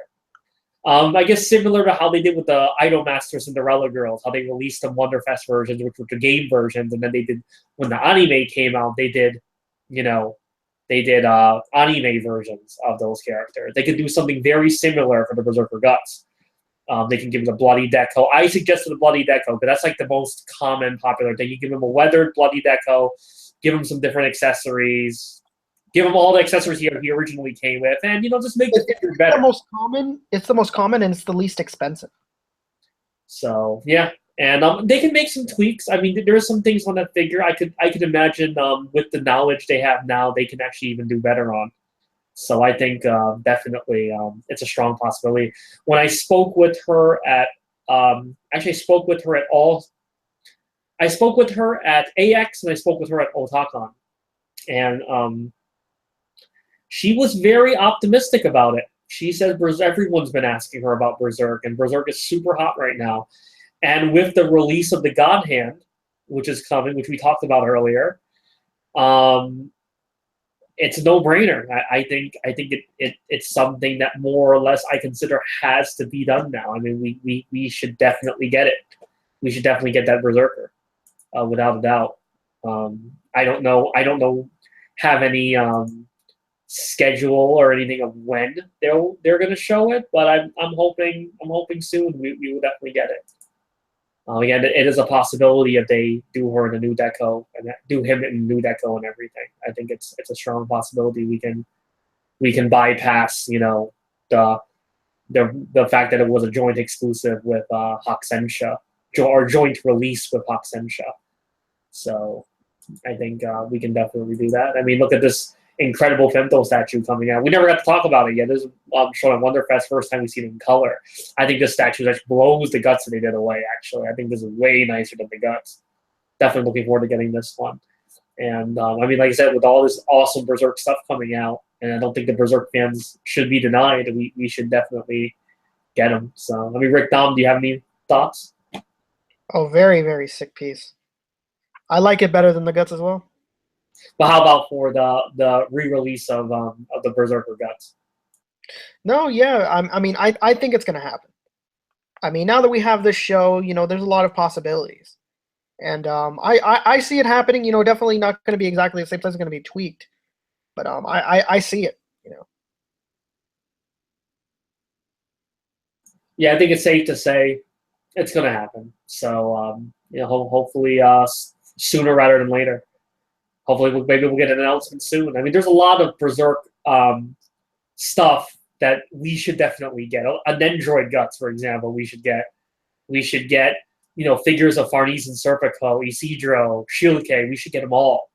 and Yeah, Figma. Skull Knight. If you're doing God Hand, there's no reason we should not get Guts main crew. We should get a new Griffith. We should get Zod. I mean, the list goes on. We should get a whole line.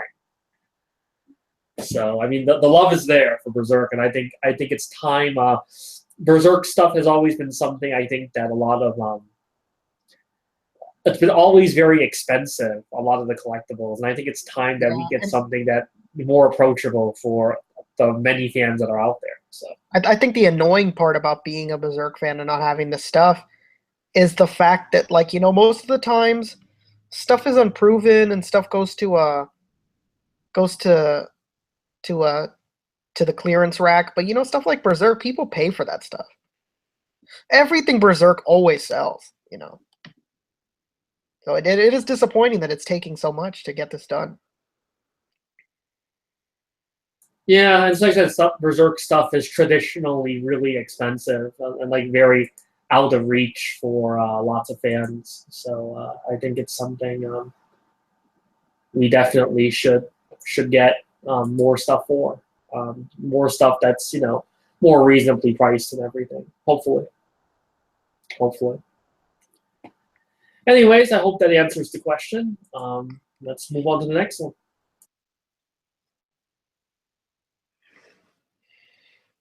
All right. The next question is... All right. Thank you guys for having such an awesome show. One question. I'm a huge fan of Takahiko Inoue's stuff, and I was wondering if there was if you think there will ever get Figma or Figuart Slam Dunk and Vagabond figures. I don't know, to be honest. Inoue Takahiko stuff, I don't know would be a good fit for certain companies. Just because he has a very distinct art style. His stuff's also pretty realistic looking. I think you know, if they want to do them, if I don't see Bandai doing it. Max Factory, I could kind of see them doing it, but at the same time, I don't see them doing it either.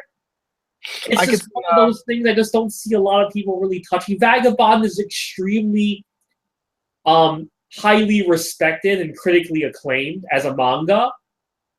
But as far as merchandising goes, I really just don't see much going on. Honestly, for Slam Dunk, while it would be awesome, I think it would be awesome to get Figma, SHF, you know, those would be great lines to do them. When I think of something like Slam Dunk, I would generally think something like 1/6 scale is probably the ideal format. For action figures, just speaking strictly for action, we already have statues for these two properties, actually. They're hard to get and kind of expensive now, but we do have statues for them. But I would love to see them. Vagabond would be really great. I'm a huge fan of Vagabond, especially. And I'd love to get a Musashi, Sasaki Kojiro, Baiken, you know, all those characters would be cool. It would be cool. You know, really nice figures. It would be cool if, with their reach that they have in the sports world, if we ever saw Enterbe do Slam Dunk figures, that would be really, really cool. Like I said, 1/6 scale, what I would consider, particularly for Slam Dunk, even for Vagabond, I consider that because there's not official 1/6 scale figures for Vagabond, but there's like some unofficial ones out there, and they look really great. And when I look at those figures, I look at Slam Dunk. I just think to myself, besides statues, I just think that the ideal format for capturing that detail, the look of those characters, very well would be 1/6 scale. But like I said, Figma, SHF, you know, it'd be cool if it did happen. I don't think it's on their radar. If you were to ask me, I don't think it is. Oddly enough, one of the representatives for Tamashii Nations, Hana, she's a super Slam Dunk fan, super Inoue Takahiko fan. And when I asked her about it, she just goes, oh yeah, that would be cool. As if they've never really thought about it. So I don't know. I mean, it'd be cool, but I said I think they have their hands full of a lot of other stuff right now. But I mean, maybe in the future, one day, maybe there's an anniversary or something. So it's always a possibility. Rick, Don, what do you think? Possibility. Uh, I would see Bandai doing Slam Dunk or Max Factory doing Slam Dunk over Vagabond. I think Vagabond would be kind of cool to see in a, again, I just sound like such a fucking fanboy when I say it, but I think Vagabond would be cool to see in Revoltech probably. But yeah, I would prefer Slam Dunk in 1/6 or even in Enter Bay's new 1/9 scale. That 1/9 scale, very cool. Yeah, Vagabond, like you said, it's one of those licenses that people have done. There are action figures for Vagabond actually that were done like years ago by Future, but they're not articulated really.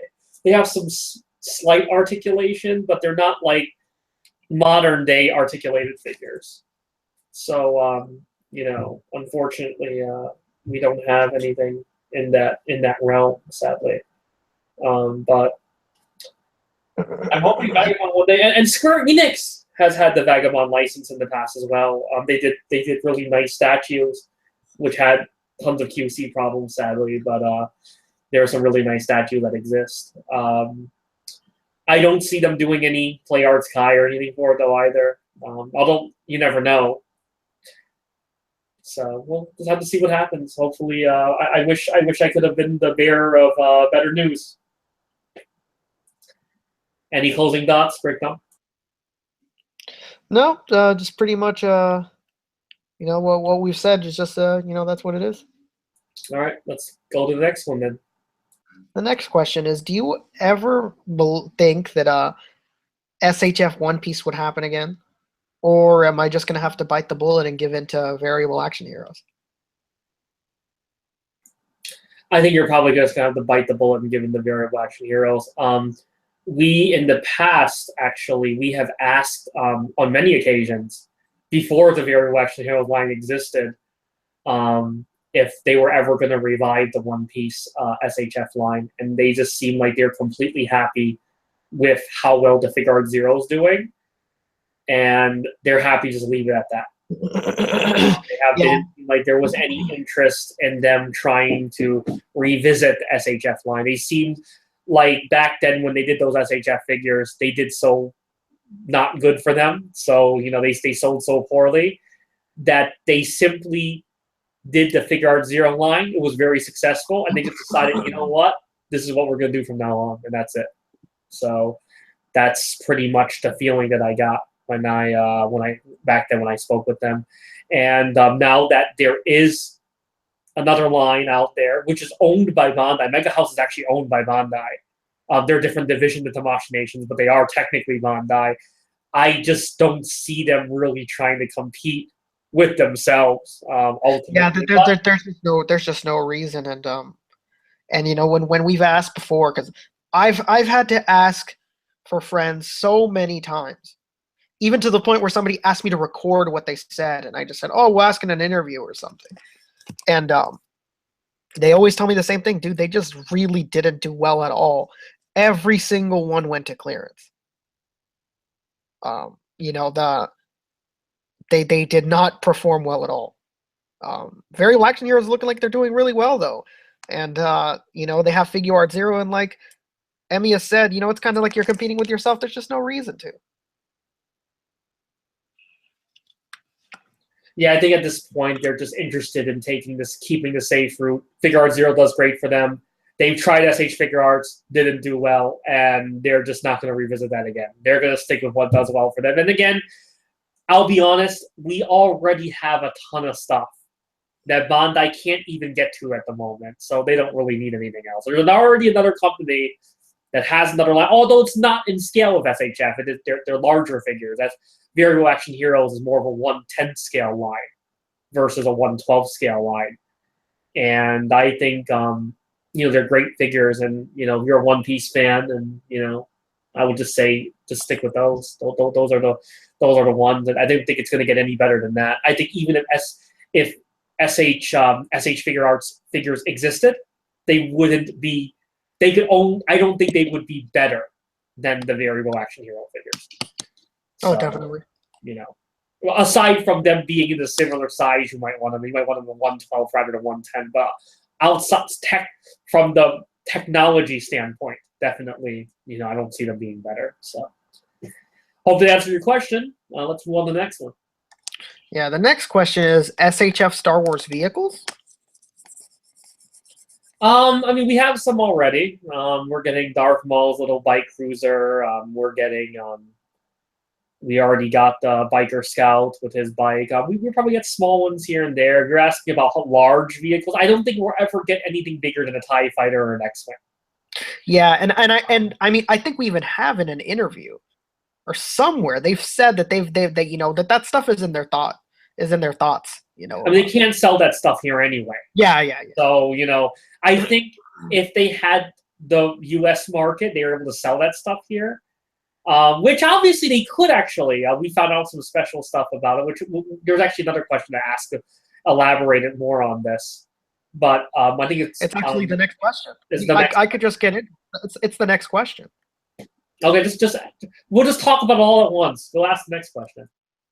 Yeah, I'll just put it all together so Emiya can elaborate further. Since it is the next question. No need to a delay. On the ACBA podcast, you guys mentioned the Tamashii can sell Marvel and Star Wars stuff here in the U.S.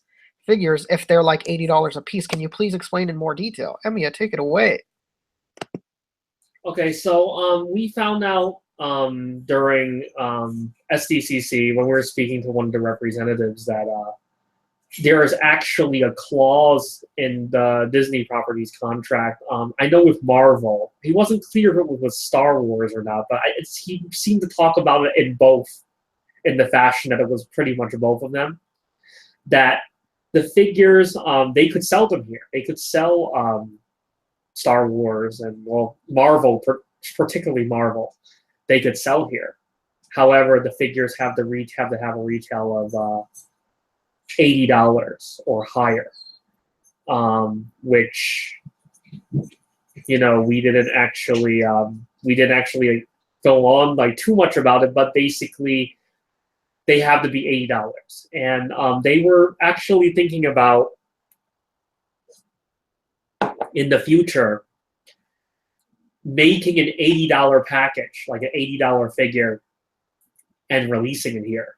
They're actually talking about doing it. They were talking about maybe including effects parts and things like that.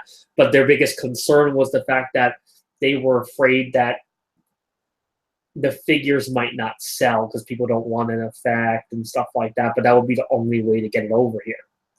One of the interesting things that we mentioned on the ACBA podcast also is that that's the reason why Diamond, when they brought over the Mafex Spider-Man from Spider-Man Amazing Spider-Man 2, they were only able to they had to create a deluxe $80 version. That was the only way they were able to bring that figure over. And that's what it is. So 100% for sure, it is with Marvel. I'm not 100% sure about it being with Star Wars.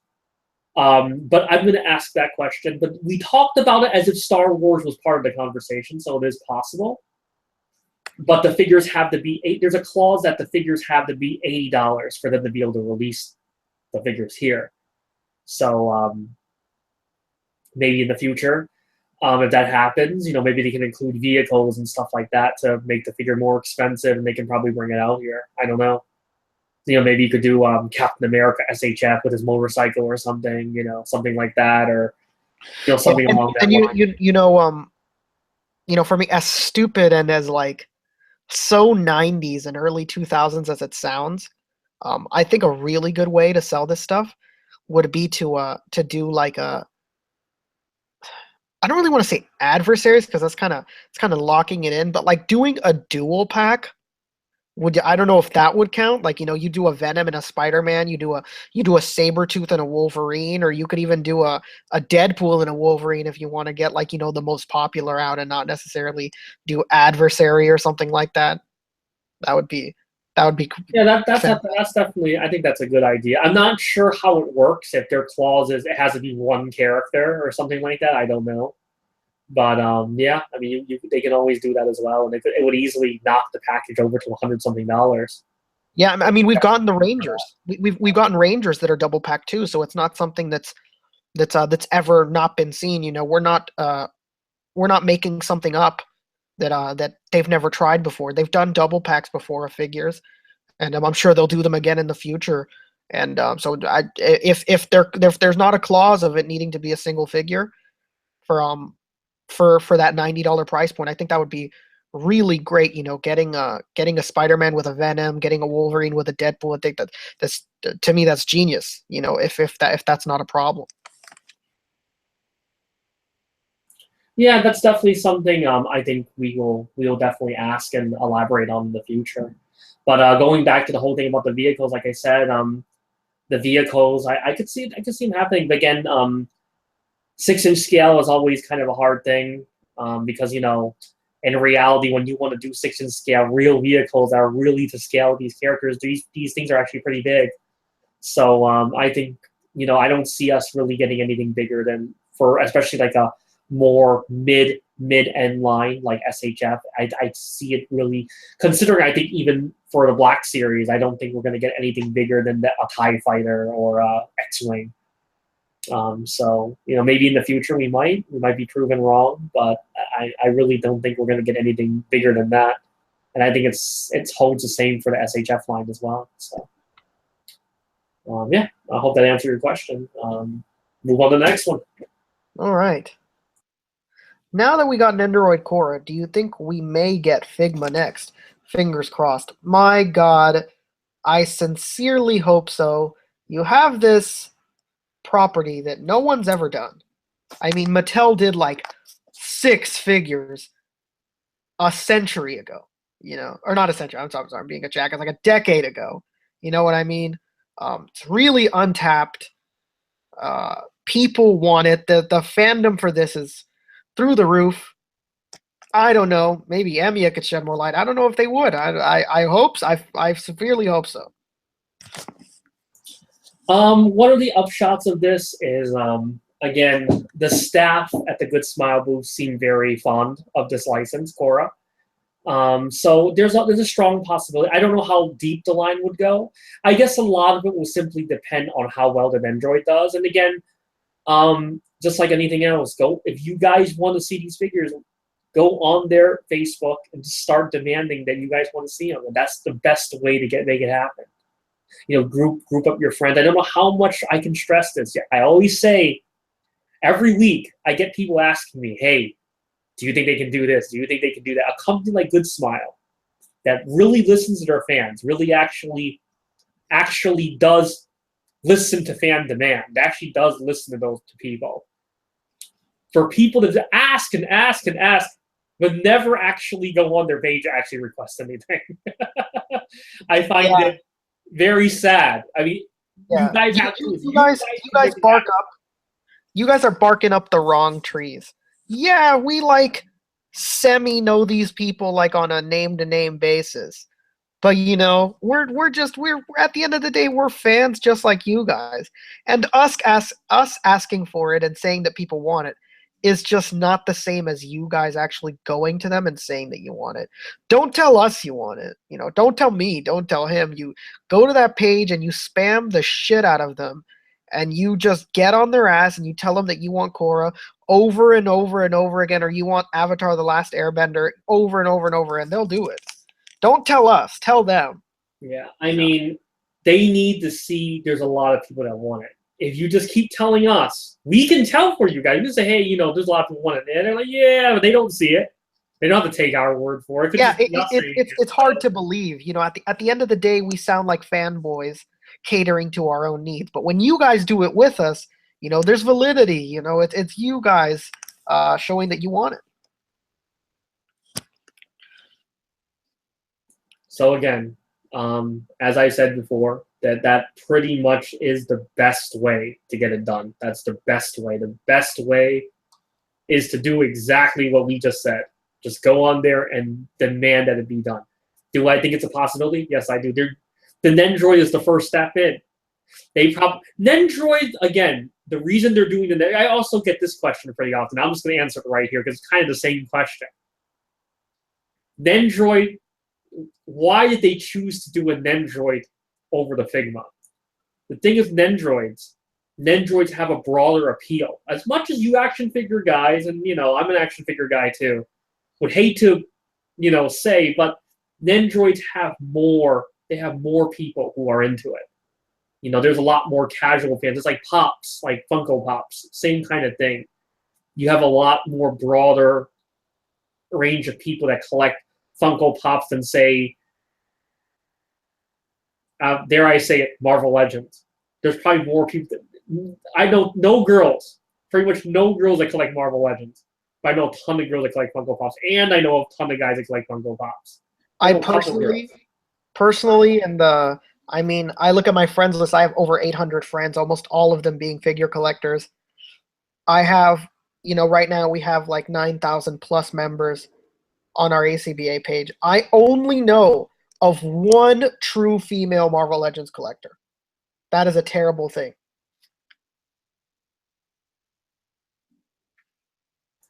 There you go. So, like I said, Nendroids just have a much larger, there's just more people that collect them. Even among anime fans, Nendroids are always, they're cute. Girls like them. Your casual fans like them. Casual fans don't necessarily care about Figmas as much. If they're going to get something that's not cute, they'd rather just buy a scale figure. They probably wouldn't necessarily, unless they're particularly action figure people. It's not to say Figma stuff doesn't do well. It does well, obviously. But Nendroids aren't Nendroids. It's probably Good Smile's biggest thing. So that's why they're doing that first. And like I said, you guys can go on there. Now that they're doing an Nendroid, that means that they have the ability to do a Figma if the demand is there. So definitely, guys, if you guys want to see it, definitely do what we said. So all right. So I guess that's it. Let's answer the next question. I noticed that the St. Cloth Myth line has slowed down a lot recently with only one new figure every 4 months or so. But they keep coming out with the much smaller DDP figures. And even releasing them 2 at a time. Is Bandai favoring the DDP line over SCM? I don't think they're favoring it personally. I think a lot of it is mostly just the DDP line is new. And they're trying to push that and trying to get people to get into that as well. I mean, ideally, the ideal customer for Bandai is they would want someone who is buying both the DDP line and the SCM line. Sadly, it seems people I know that are in the St. Cloth Myth aren't too big on the DDP line. Some people have bought the first one. I bought the first 2 myself, and I think they're just okay figures. I don't know if I'm going to continue to buy them. I don't know if they're just, I consider very whatever figures. So I'm probably not going to continue buying them. But of course, I'm going to keep buying the the St. Cloth Myth line. So I don't think that they're ignoring the SCM, the St. Cloth Myth line, but I think that they're trying to right now push the other line. The SCM line's not going anywhere. You're afraid of it. If you're implying that you feel like it might be canceled and stuff like that, there's no threat of that. That's not going to happen at all. That's like saying that they're not going to do Dragon Ball figures anymore. That's Saint Seiya is a huge license for Tamashii Nations, and St. Cloth Myth is the main product line for Saint Seiya. So that's not going anywhere. But as for now, since DDP, is the current line, is the current, the current series, I think that's going to be what they're going to be pushing going, for the foreseeable future. And we're still going to get St. Cloth Myth. They'll just come out, like you said, 3-4 months, new figure like that. That's how it's going to be. So hope that answered your question.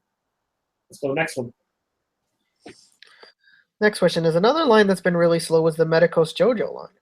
When are we going to see more figures? Steel Ball Run and back to the old schedule of 1 new figure a month. What's the deal? Oh man, I think right now Medicos is really concentrating on expanding, and like I said, the company is not a very big company, so I think they're really just expanding, like figuring out what to do. They just start doing figures from other lines, other licenses they normally never touch. For a while, it was all just JoJo, but now they're actually doing other stuff outside of JoJo.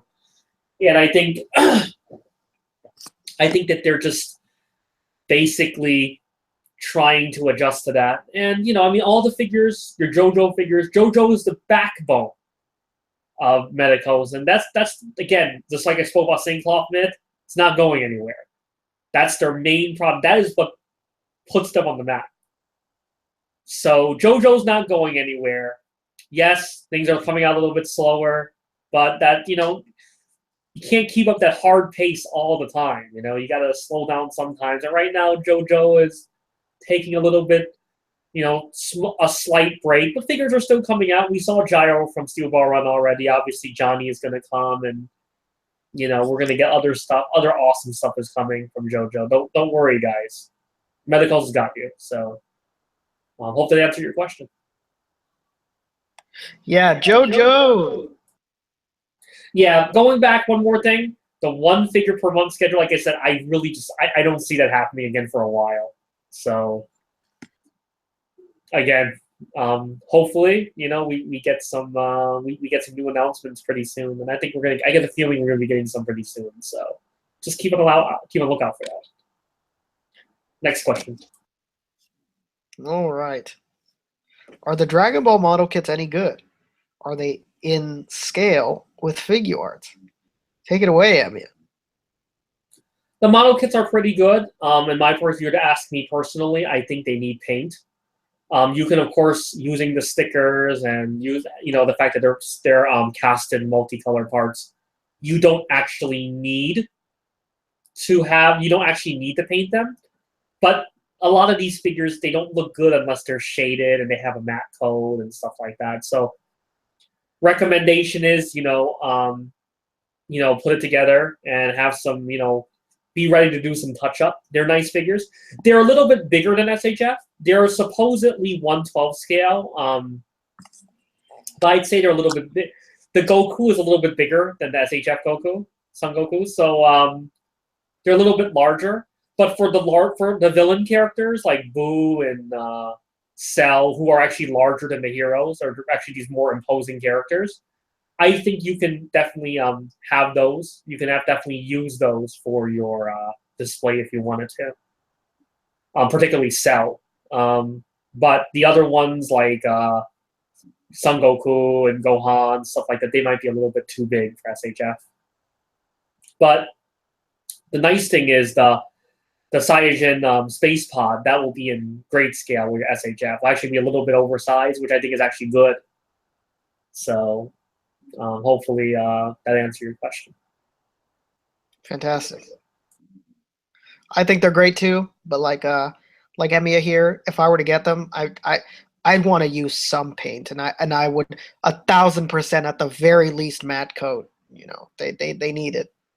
I mean, they have a lot of the multicolored parts. I mean, let me see if I can pull up a picture real quick.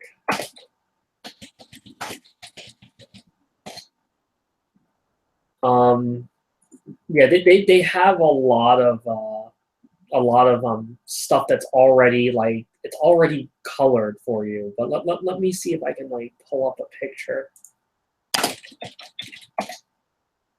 of the actual. We'll just use the Foosh. They made one. So actually no, they didn't. This is not a reveal. But let's see if we can pull up a review photo. I'm assuming this is actually a video, not actually it's a video, isn't it? No.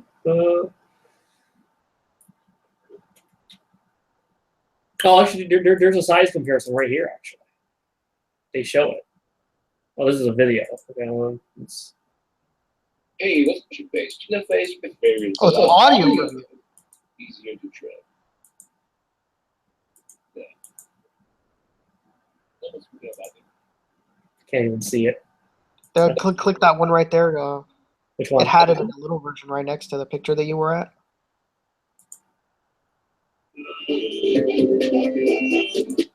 Let's mute this. Okay, so this is it right here. This is how it looks. This is unpainted right here. This is unpainted. Doesn't look bad, Doesn't look like the eyes and everything is all plastic color. It's all, yeah, you can see it's all the plastic color. So you don't actually need to paint the eyes or anything. This is what it looks like, unpainted. The main thing I think that doesn't look good, hold on, this guy's actually doing the whole fucking V build. All right, so this is how it looks right here. This is unpainted right here. Doesn't look bad, but it doesn't. I mean, if you're not going to paint it, I think you might as well just get the SHF. You don't want to paint it. I'll be honest with you. See right here, and you guys can tell right here the boot, the red line is not painted. That's actually a sticker. Personally, I would never use a sticker. That would have to be painted for me. So you'd have to, in my opinion, that should have to be painted. Yeah. Aside from the vehicles here, say it one more time, Rick. I said, in my opinion, at least with the figures, not including the vehicles here, if you're going to be buying this stuff, I think the point of it is going to be that you get to customize it to how you want. And you're going to be able to paint it and do whatever specifications you'd like.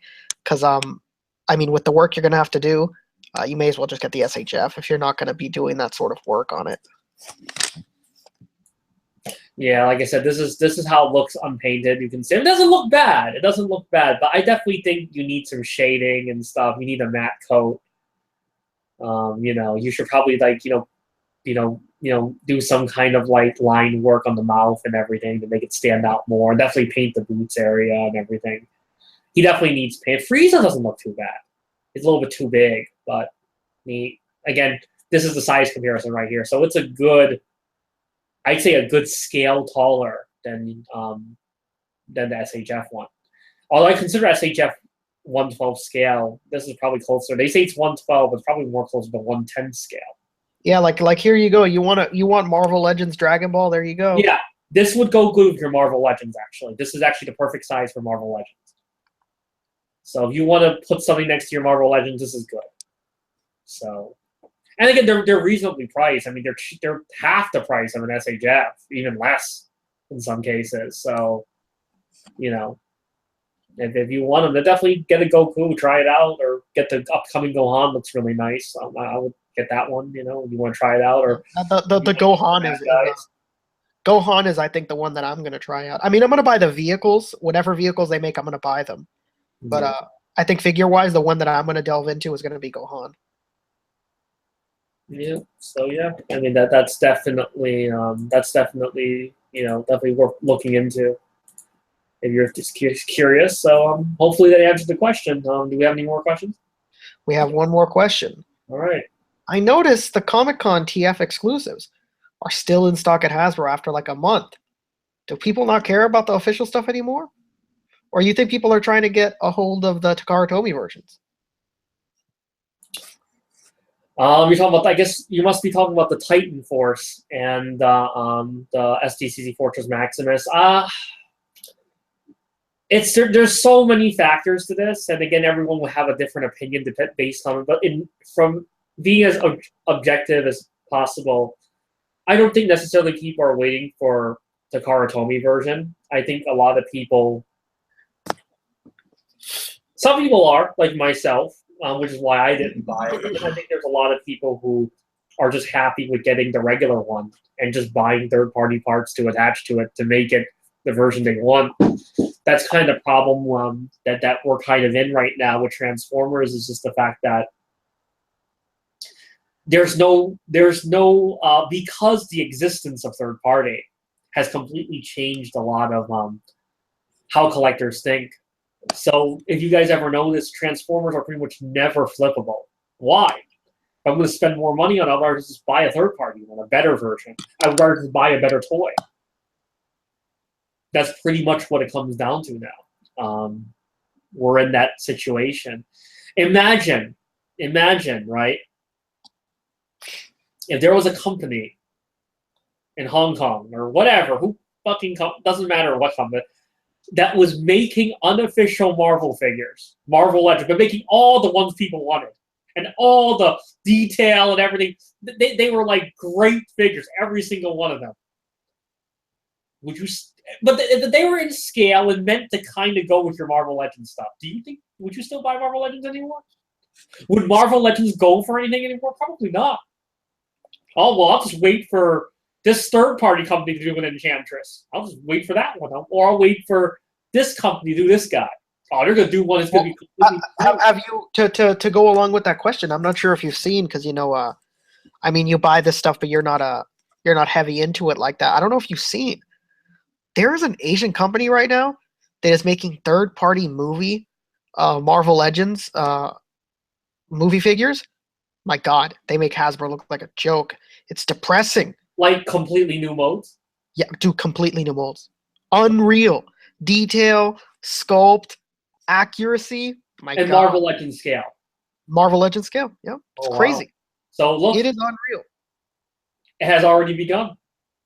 Yeah, it's begun. And dude, you won't believe this. They're dirt cheap. They're like $10 a piece. And they're better than the Legends ones. It's depressing. But yeah, like I said, I mean, I'm not particularly saying that these figures I'm talking about would be $10, like Rick is saying these companies doing. But imagine if a company were putting out figures for $40, okay? And you got all the characters you wanted, like the character team, everything. Like your Superior Spider-Man actually had the tentacles and had all the stuff that people were saying that the regular one didn't have. Actually had all that stuff, and it was more posable to do all the articulation and everything. If you had a Wolverine, which had like 4 different heads and changeable claws, the claws were chrome, and it was all new mode, and it had like perfect proportions, looked just like the artwork that's based on. Would you still care? That's pretty much the situation I think that Transformers fans are in. You have so many options now. So, okay, you know what? You miss out on a SDCC version. Well, you know what? Who cares? I'll just wait for a third party to do it. It's going to be better. Yeah, expensive. More expensive, but you know what? I spend okay, it's the whole idea, okay? You spend $50, right? Spend $50, and I'm just partially satisfied. Or I could spend $100, be completely satisfied. Completely. Yeah, and at the end of the day, it is whether people realize it because they don't see the big picture of it all. It is a great thing that these things aren't selling out. You know why? Because they're gonna have to step their game up. This competition, it's good. These people can't just keep doing the same thing anymore, and they need to realize that the game is evolving. And they're staying stagnant. And obviously, man, look at this. This stuff is still there. It's still in stock right now. And competition brings the best out of competitors. A parallel that Evian doesn't know, but wrestling was at its best in the 90s. And you know why the wrestling was at its best ever in the 90s? Because they had a competitor at their level for the WWF. And now that competitor's gone, people complain that it's kind of stale. It's not really pushing the envelope. It's not it's still what it is, but it's not really changing the game anymore like it did back in the day. And it's because of the simple fact that there's no competition. There's no one for them to worry about. The only people that they have to worry about is themselves. And it kind of sucks when companies do that because they don't bring the best out of themselves because of it. They get complacent and they know that they're it. But when you have the competition, when you have that fire under your ass, it can bring out the best at times. So hopefully that's what this does for Transformers. Obviously, it may not. It may just be exactly the same, and they may not care. But it can, and that's I think that can be a good thing.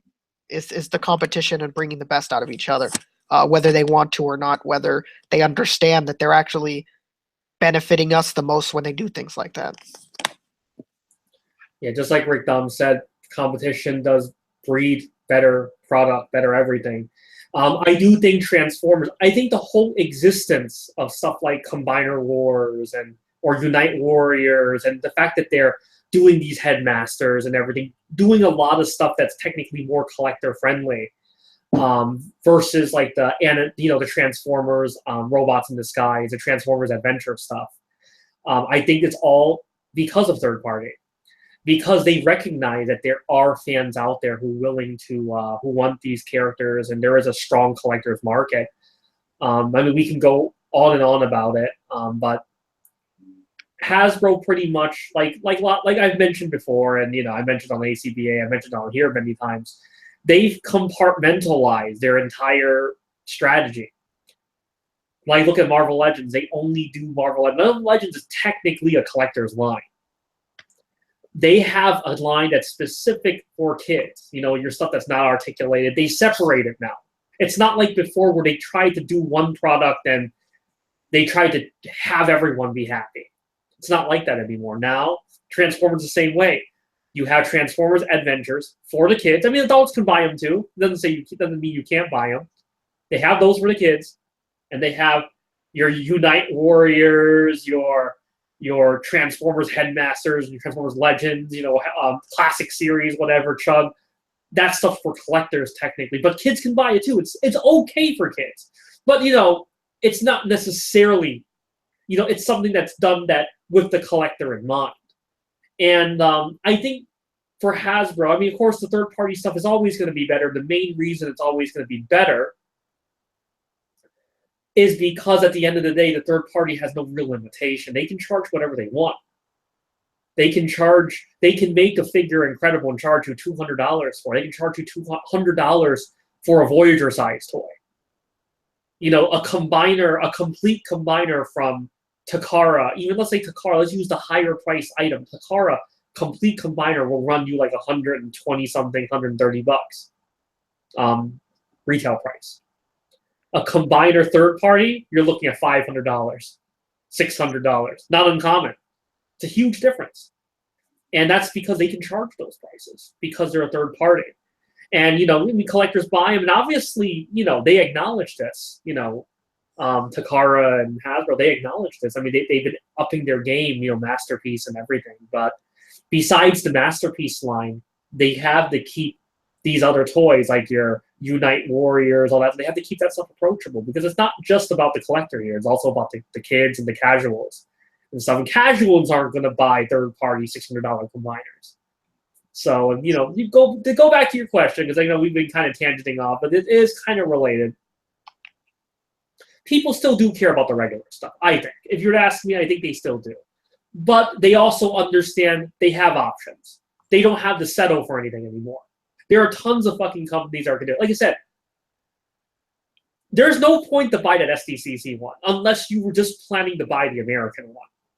And you happen to be convenient for you to buy the SDCC version. The reason I say this is because the SDCC version and the retail version are not that different. The deco. It's different, but it's not different enough.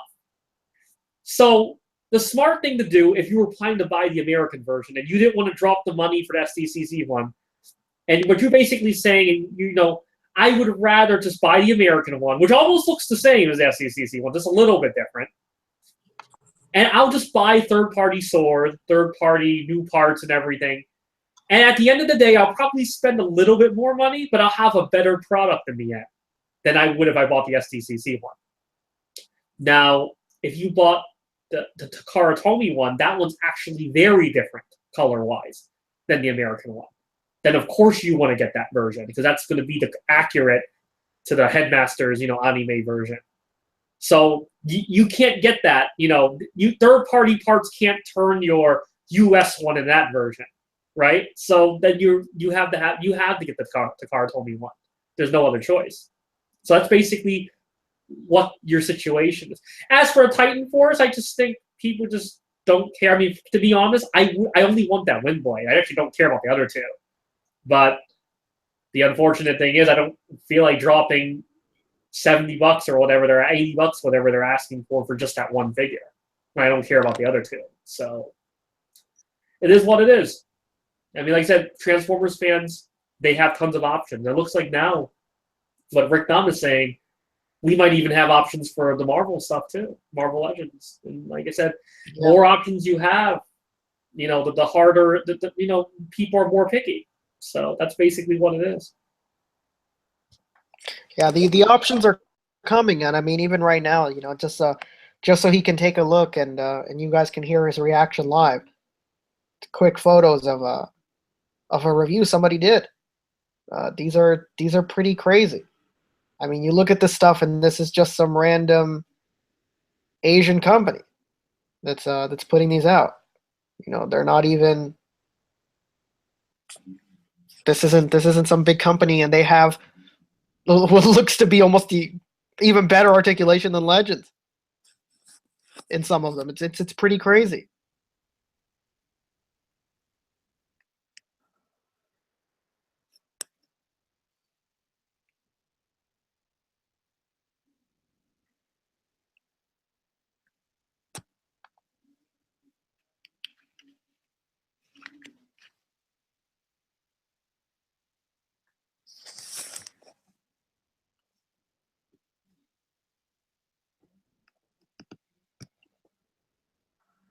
Yeah, they look pretty good, especially for the price. Yeah, they're like 10, $15 a piece.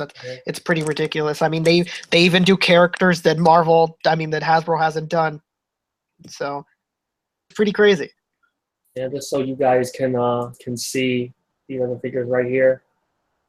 It's not really a domestic toy show, but we can talk about. We can look at them. Yeah, right here. This is obviously the figure that looks pretty good. It looks pretty good. I mean, it's like they're a little bit bigger, but it's okay. I mean, for this one, it's all right. Yeah, definitely they look pretty good.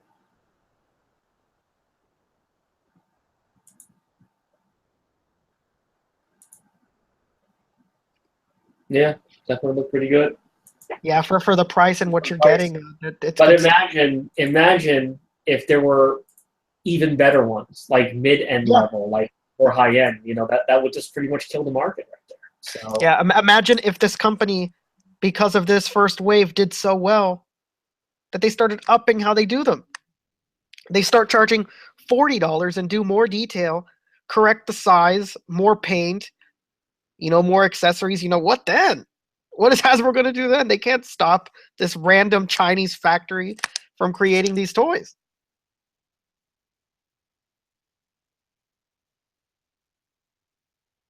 yeah, for sure. So yeah, I hope that answered your question. We went on a little bit about it, but let's start going to the show questions, and then we can close the show and come back next week. Let's see what's the next question. What are the questions right now? Let me go to a YouTube right now. I hope they're still there. Sometimes when I look and I haven't had it open, it kind of disappears sometimes.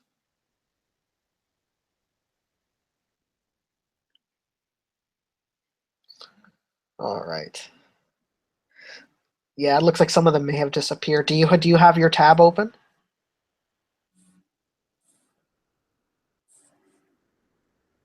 I just send them all to you. Yeah, some of them are missing. That's fine. The one I sent you has everything on it.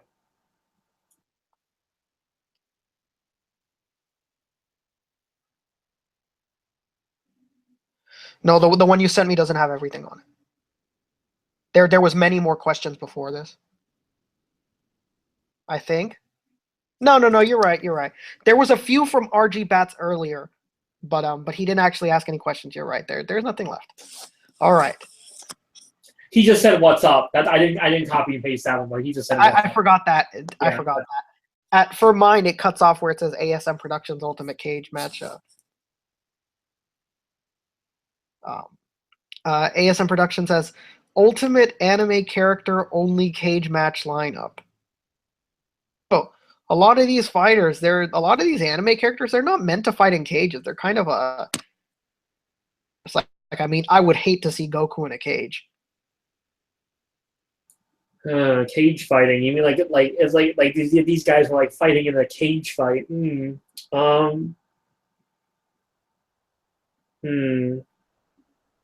I don't know actually. I never really thought about them in the cage fight. It'd be interesting to see some though, I guess. Ultimate cage fight with anime characters only.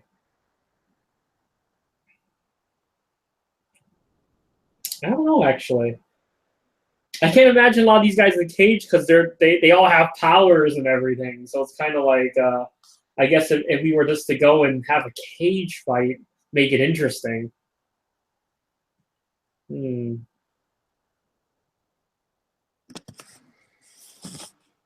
I really don't know. What do you think, Rick? No. I'm gonna go. Um, I'm gonna go more street level. A cage match I would like to see, just because of the characters that they are, would be I would love to see Boya from Crows take on Seiji Sawamura, the demon right hand from Midori Days. I mean, as much as it's a rom com and it's kind of a joke. I mean, the guy has a That girlfriend. would be interesting. That would actually be pretty interesting. Actually, that would be funny. Yeah, they're both like the ultimate delinquent. Would be cool to see them fight. Okay, so I guess for me, we're gonna go street level because that's the only way you can really make it interesting, right? So Oh yeah, 100%. I guess since he did a male one, I'll do a female one. How about?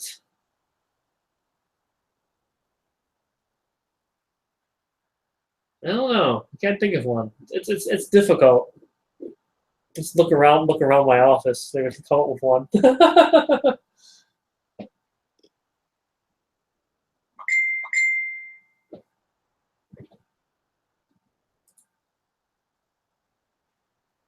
Yeah, I'm really having trouble thinking of one for some strange reason. Yeah, because I mean, all these people that fight in animes, they're usually pretty like roided out, like Yeah, power heavy people. It's really hard. I don't know, man. I think I'm gonna have to skip this question. I really don't know. I really don't know. Let's move on to the next one. Let's not waste too much time on this. Oh, you got one. You got one from Rick Yeah. Down, so it's good enough. You guys see what happened to Vegeta in the latest episode of Super? And it's the talk of the town right now. I don't really want to spoil it for anyone, but yeah, it's the talk for a lot of people right now. A lot of people. There's also that leak thing about the episode titles, and apparently there's supposed to be a big stuff happening from the episode titles. You know, Dragon Ball episode titles are always kind of spoiler. So yeah, I guess we don't want to spoil it for anybody. So I never even knew that there was episode titles. Message me those titles.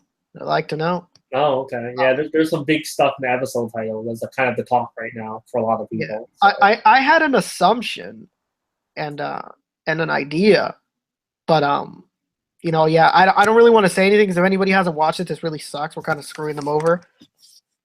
I don't know. I guess just email us on our email for this page, and we can answer it through email, so it's more personal, I guess. Yeah, that could work. That could work. So yeah, we don't really want to spoil it.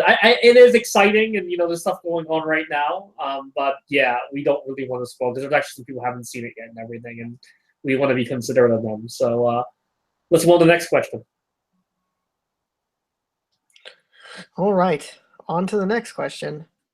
He says, any word Also, if you guys have any questions, anyone who's watching that has any questions, start asking them now. We're gonna go through all of them. So exactly. Any word on a premium color updated Super Saiyan 3 Goku? There's no official word yet, but from when we spoke with the reps the last time, it seemed it's gonna happen 100%. So don't even worry about it. Nothing official yet, so there's no timetable. I don't think they're care to put one, but there's going to be another Super Saiyan 3. So don't worry, guys. Don't worry. Next question. All right, the next question is do you think Black Goku will be released in 2017? Probably. I think so. Yeah. I think we're gonna get Trunks and Goku probably pretty soon. Not too long from now. If anything, around the same type of time frame that we got, Beerus and Whis and stuff. So I think it's very possible we're gonna get them pretty soon. Yeah, if you were to ask me, my opinion, I'd say that for sure. I think I will say 2017 for sure. We're gonna get them. Yeah, you were to ask my opinion, I'd say that early 2017. Champa and Vados. Probably start seeing them. We'll probably see them at the next Tamashii event, or maybe the next two Tamashii events. That's when we're gonna see them. Yeah, Yeah, I mean, Champa and Vados are definitely coming very soon.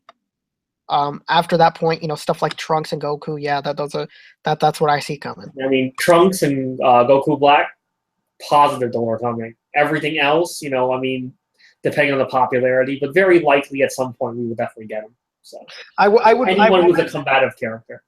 I will mention, just a personal, just to delve into, what I personally want, for you guys to know, is I would really be sad. I would really be sad if we don't get a Mai, because I want Mai with Trunks at all times.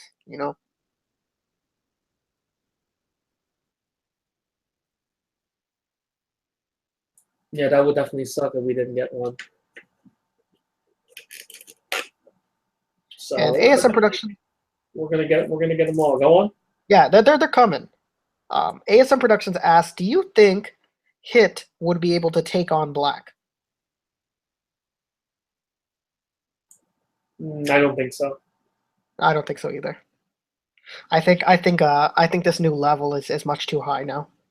I think that he'd be yeah, I don't think he would. I think Black is obviously meant to be a main villain, like a Cell or like a Frieza, and meant to be like very threatening and everything. I think Hit was mostly just a competition antagonist, not really particularly like a bad guy per se. I don't think like a Pycon. Yeah, but yeah, definitely not. Oh man, this guy ASM Productions, he's going for Commenter of the Year award right now. He said SHF Mr. Popo at New York Comic Con. Guess what, ASM? I fucking hope so with all my heart.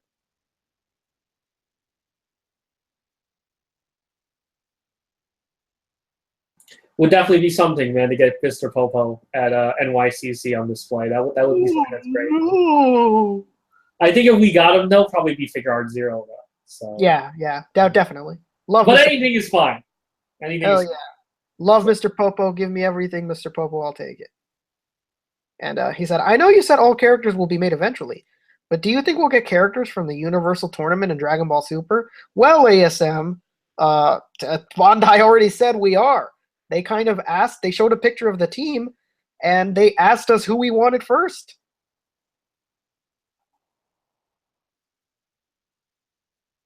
I mean, there you have it. Definitely going to come. So for sure. Yeah, they're coming. They showed us the picture, and they said everyone to comment which characters they wanted made first, and what they wanted most, and what they wanted least. So they're coming. So that one, it's not even us just making a guess. They've shown the picture, they asked, so that's it's in their minds, and it's coming. If Bandai made an SHF cooler, what form do you think they would make? And would it be taller or shorter than Broly? I think if they were going to do one, we would probably get his base form first, just because that's easy for them to do. And if the demand of the base form, if the base form did really well, I think we get the bigger form, the buffed up form, with the armor and with the armored mouth, the mouthpiece and everything. And I think we'd probably get the same size as Broly. The other thing about them doing a cooler, the base form, you'd also get like other versions. You could also retool him and do Metal Cooler and stuff like that as well. So, and of course, at some point we'll probably get the Cyborg Frieza and everything also. So, I mean, they're very comfortable with that style, that look of that type of character like Frieza. Now that they've done him twice, so I think to do cooler, the base form would be definitely initially what they would do first. And if that one did really well, then we'll get the super form. Definitely. Z Fighters versus Marvel Universe. Who wins? Same question for DC. Oh, wait, what? DBZ characters. DBZ versus Marvel Universe versus DC. or versus DC. Okay, well, I don't want to start a lot of arguments. I'm just going to give my opinion, and then Rick Dom can give his opinions. I think the Dragon Ball characters, okay, if you want to argue and bring up feats and stuff, I guess you can, always argue, Golden Age Superman, beats all and everything. The only thing about Goku, like Dragon Ball characters, where I'll say the difference between Dragon Ball and, say, Marvel and DC, I think Dragon Ball is just written a lot more irresponsibly. I've always said that. And I think because they're written so irresponsibly, I think they're really overpowered on the offensives. I think their output is much greater than anything Superman or any Marvel character has been able to do. So in that sense, I think if we're just talking fighting, I think the Dragon Ball characters are more powerful. But if you want to get into like time manipulation, like not reality altering and stuff like that, then obviously, you know, that brings a whole other conversation.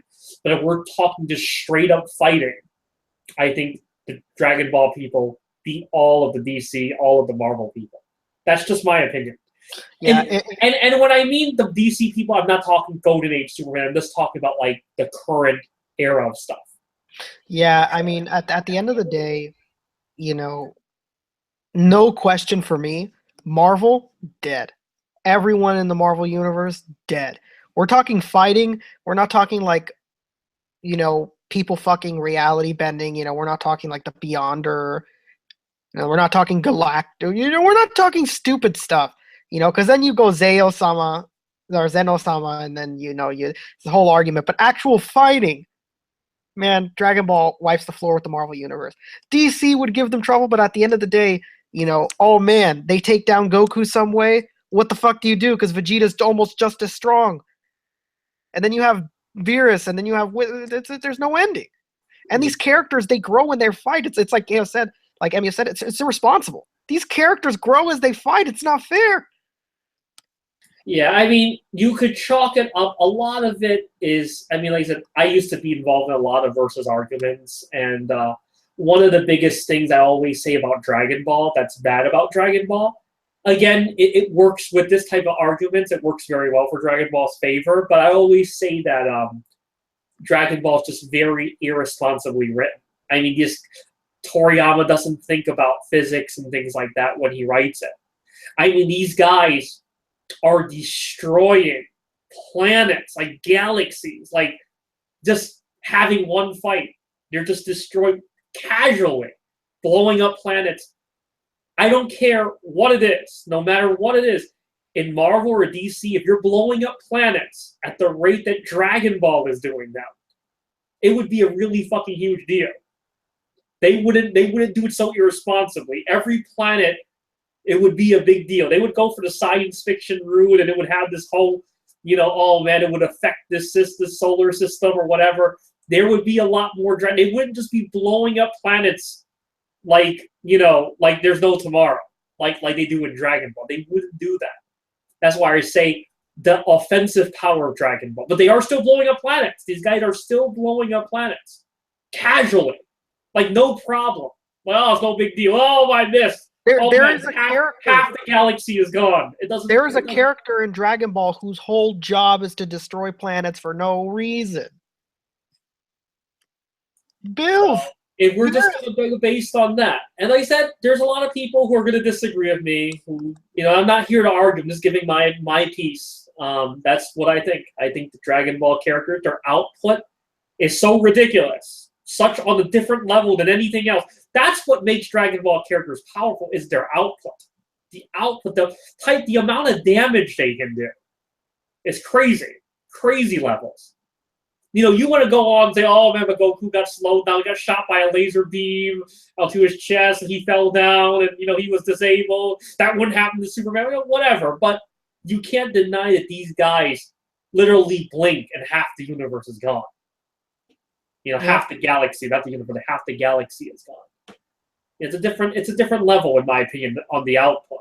And, you know, these guys just got crazy, you know, crazy output when it comes to damage. So hopefully that answers your question. If Rick Dom has any more things he can share, he can shed some light. Yeah, it's not fair. I mean, I'm not even, you know. So yeah, what happens if they beat Goku? Well then, you know, what the hell do you do about Beerus and Wiz and Trunks? And, you know, if you want to throw him in the conversation, Broly. There's pretty much no one that can beat Broly. Even Goku can't beat Broly. It's not fair. I don't even think there's an argument. You're telling me one-on-one Goku, Superman, whatever. We can argue back and forth on that, but the universe, my God, these people, like Emiya said, they destroy universes in the blink of an eye. Beerus's whole job is destroying things.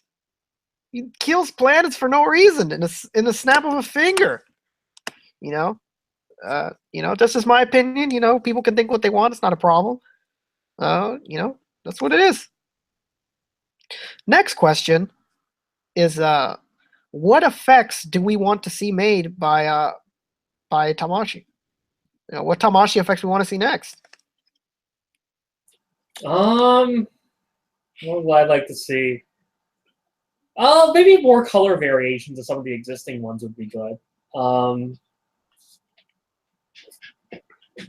I guess it'd be cool to get like new Kamehameha effects, like really good ones, like really big ones, where the ones that are like Gohan and father-son Kamehameha versus Cell type of effects, and also like an impact effect that you could make so that when they're clashing, you can make like a huge display. I think stuff like that would be very cool.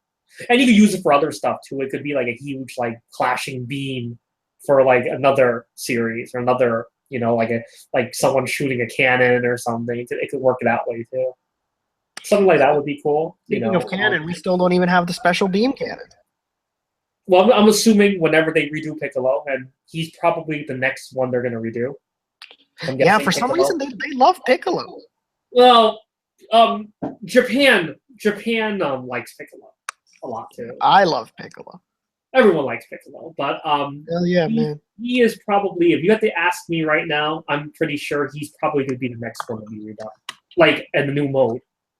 I mean, he was the very first figure of the SHF line, so I mean, it's time, to do a new version. So, safe to say, that will probably be it. He'll probably come with it and everything, hopefully. But that's a very specific effect. Like I said, I'd like to see something like a huge, heavy Kamehameha would be cool. I'd like to see like slashing effects and stuff like that too would be cool. One that's like more elaborate than like just a simple one. Maybe like have like a huge slashing effect for like when you do like samurai lie stance type stuff would be cool. Like different types of stuff. Fabio said he would like different types of muzzle flashes.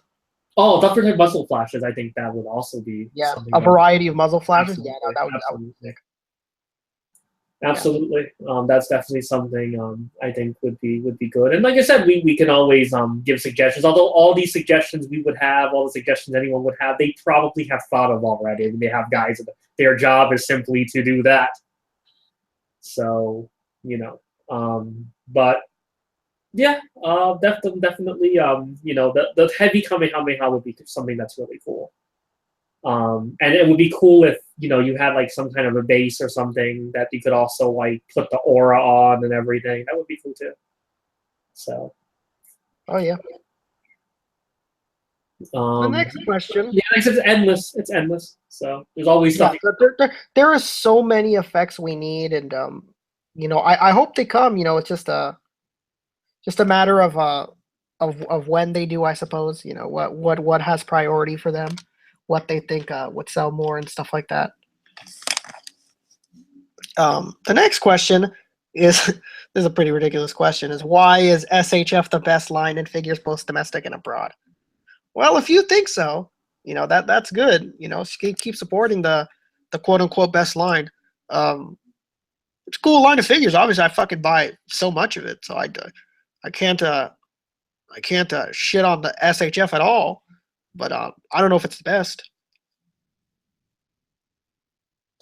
I think the truth of the matter is, in my opinion, there is no best line. No, I'd agree. SHF, they do really good, especially for the price point. It's what I consider you expect. They've come a long way. When they first started, some of the figures are a little more iffy. I still think there are certain things about it that other companies do better. And at the same time, I can say the same about any other company. A lot of people like I always said, there's a lot of people who always compare, oh man, I like my SHF figures more than my Marvel Legends, or I like them more than, whatever, or they like my Figmas more than this, or whatever. And at the end of the day, like I said, everything I always say about Marvel Legends is the price. The price is great. I mean, for $20, you can get, a pretty decent figure. And on some cases, you can even get a really great figure for $20.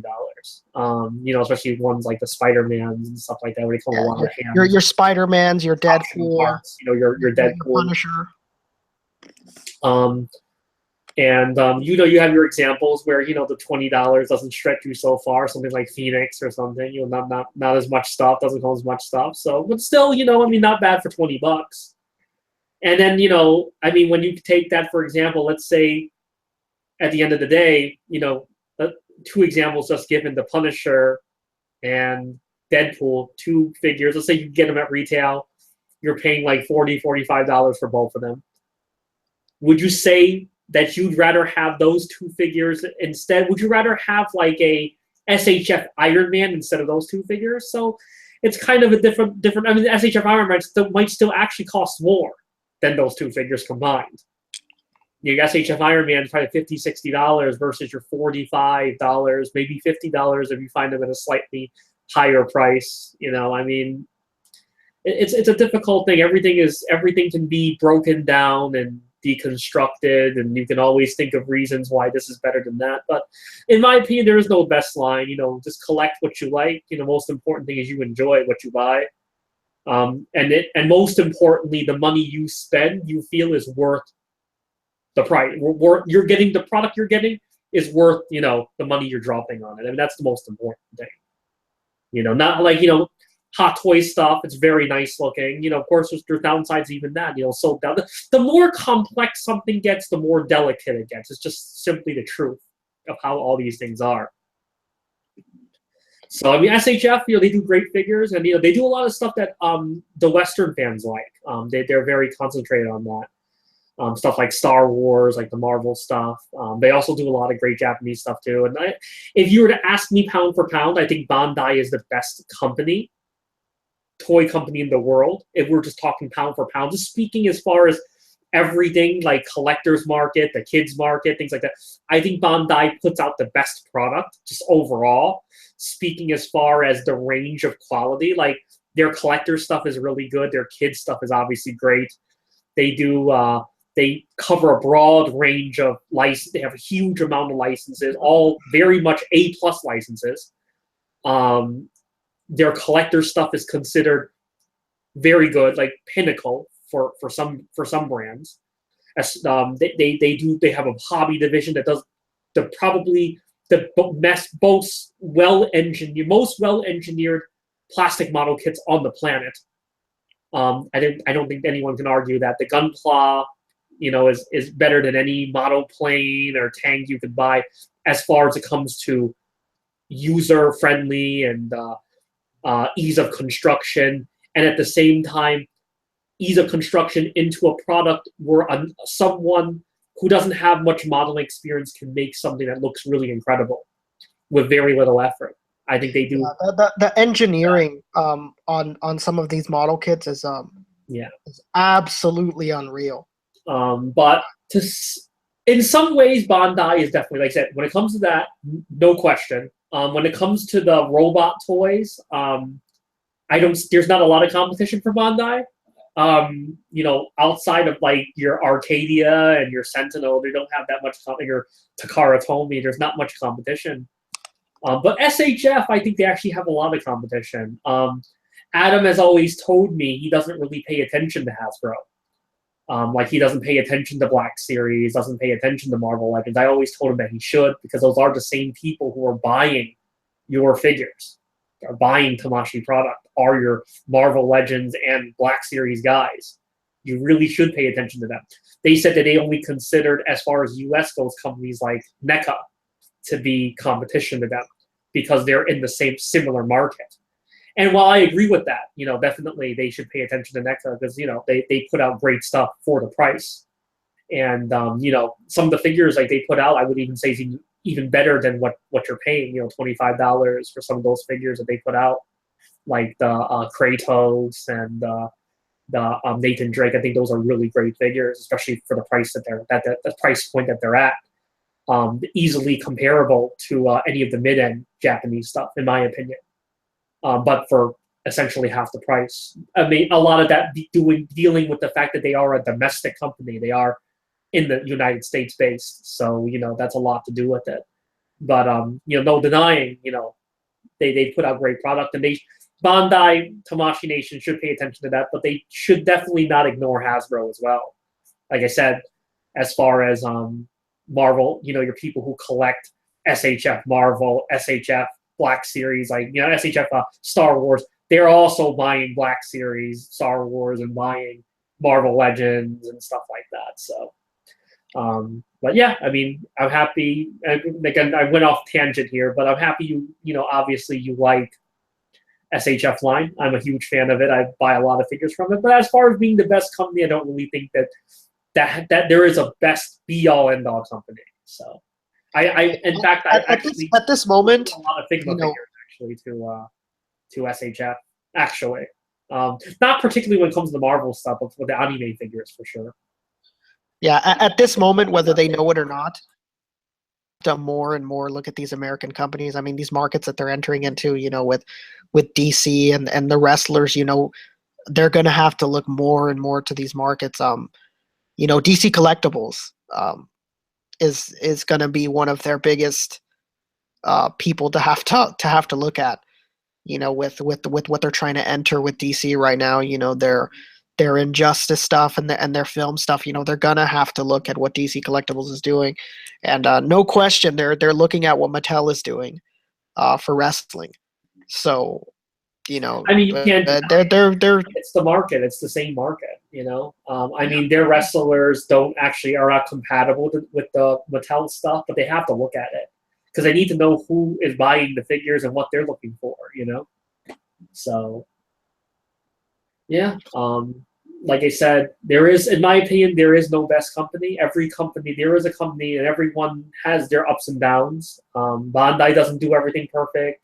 Max Factory doesn't do everything perfect. Hasbro, NECA, Square Enix, and of these companies, Kyoto, they all don't do everything. No one can do everything perfect. They have their strengths, and it's fine. It's okay. It's like we talked about earlier. Competition breeds better product, and we have more competition. I think that just makes it so that us, the consumer, are the ones who win in that situation. So that's definitely something. Interesting, just the way that this toy hobby works. I mean, we have divisions inside of a company. Again, getting more into domestic stuff like Hasbro with their Star Wars and their Marvel Legends, and it sucks that these people with the Star Wars, I'm telling you. You go talk to these people. You can even go look up the interview with Artemis Prime. They fucking think that Marvel Legends are a joke. They think Marvel Legends are a fucking joke. They don't look at Marvel Legends whatsoever. You mention their names in the same sentence, and they act offended. And it's depressing because their stuff is just, in my opinion, for Black Series, getting worse and worse. And they're not looking at Legends and what they're doing and what they should be doing too. It sucks. Yeah, that is crazy that the actual Black Series designers don't actually give a shit about the Marvel Legends designers. They should be working, because in my opinion, they should be working together. But hey, there's what it is. Yeah, they were when Shartimus asked them, "Hey, did you guys get the idea, from Legends? Are you guys looking at articulation with Legends and what you guys should do?" And they're just like, "What the fuck? No. Why the hell are we looking at Legends?" But they just start laughing. And I was just like, "Oh, Jesus Christ. This is no good." Yeah, definitely not the smartest. Definitely think not the smartest thing for them to not be united, So they're working for the same company and everything. So anyways, do you have any more questions? I think that's all the questions. All the questions? All right. If you guys have any more questions, ask them now. Otherwise, we're going to close up. We had a good 3-hour show. We will be back next week, which is next Friday, and we're going to continue going through the stuff, and then we're going to answer more questions. We actually have a lot of questions we still haven't answered yet. that I've received. So I'm gonna go through them and pick out, the best ones. And a lot of the questions are like the same questions. Obviously everyone was asking about the Tenshin Han and the Yamcha and everything. So hopefully we answer that for you. If anyone watching right now has any questions, ask them now. Otherwise, we will end it. We will end it now. And we will be back next week on the 9th. Yep, Friday the 9th. September 9th, 2016, when we will be back. No questions. Okay, I didn't get one question I didn't get the answer. A lot of people are asking. Obviously, the fact that this show was airing means it was wrong. All of you are asking, we're concerned, and I want to thank you guys. Thank you, all you guys, for the concern that everyone was asking if we were canceled because we haven't come back in so long.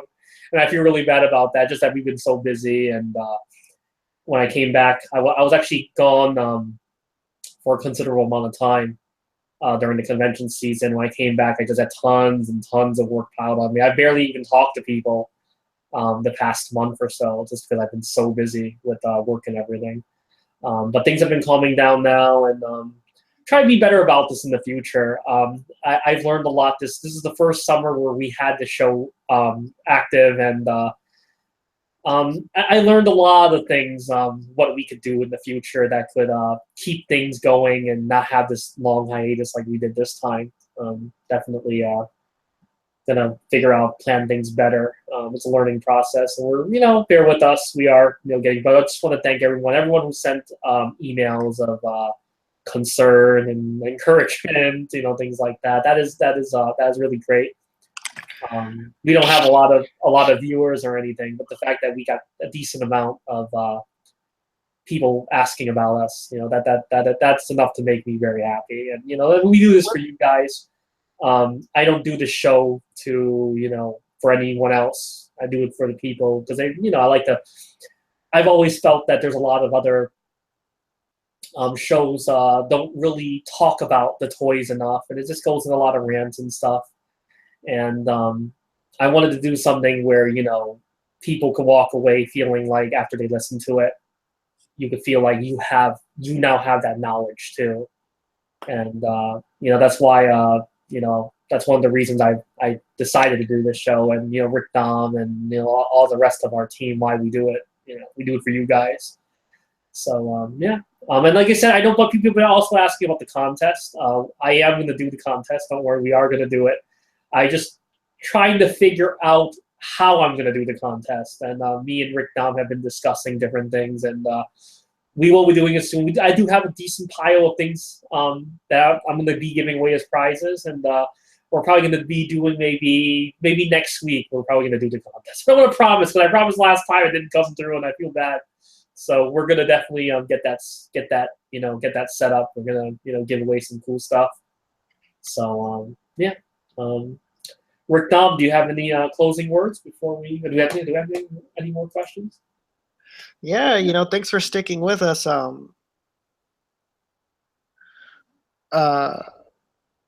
we still going on for a little while?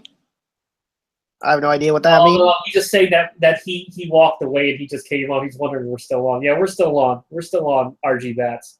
We're about to get off, though. We are about to get off, so we're closing it up right now. But as soon as we close off, you can always look back at what you missed. Once we end this, it's gonna automatically go on YouTube, so you'll see what you missed if you did miss something.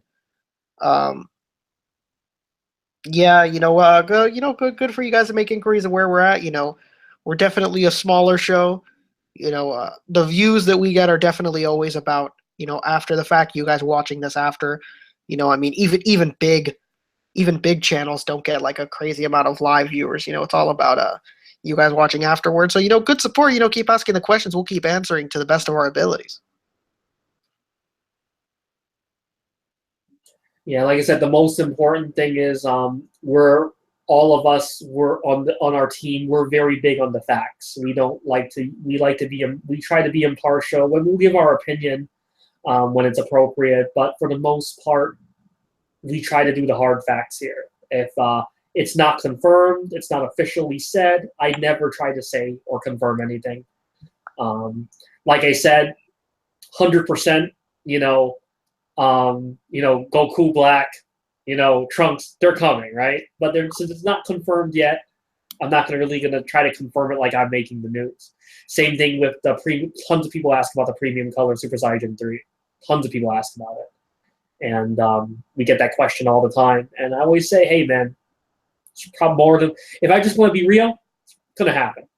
But since it's not really official, I don't want to say, you know what, it's, no, such and such told me. I'm not going to try to push it like I'm trying to break the news. When they're ready to break the news, they'll break the news. But, if I hear something and I'm allowed to share it, I will share it with you guys, of course. And again, we're very big on the hard facts. I will never share anything that, that wasn't true, or at least, wasn't by someone who actually knows what they're talking about. Like I would never give, rumor from a guy who doesn't work for the company. You get what I'm saying? I wouldn't do that to you guys. So, same thing, I would only, every time I report things and whatever, or we talk about it, discuss it on here, everything is just what I've heard from those guys that I've talked to who work for the company, guys who work for Tamashii Nations, people who work for Square Enix, for Sentinel, Union Creative, Kyoto, doesn't matter, Good Smile Company, doesn't matter. I only will say what they told me. Never I'll say, oh, whatever, and then, okay, they gave me a cryptic response. This might be what it means, that kind of thing. So I'm happy. Thank you for everyone who's stuck around and just give us a listen. If you know friends who are into Japanese toys, tell them to check us out. Again, those contests are definitely coming, and we just got to figure out. We want to do something where, because some of these prizes are pretty damn good, so we want to make sure that not to be mean, but you guys got to work for it. So. Anyways, Rick, now I know I said this before, but do you have any more closing thoughts now?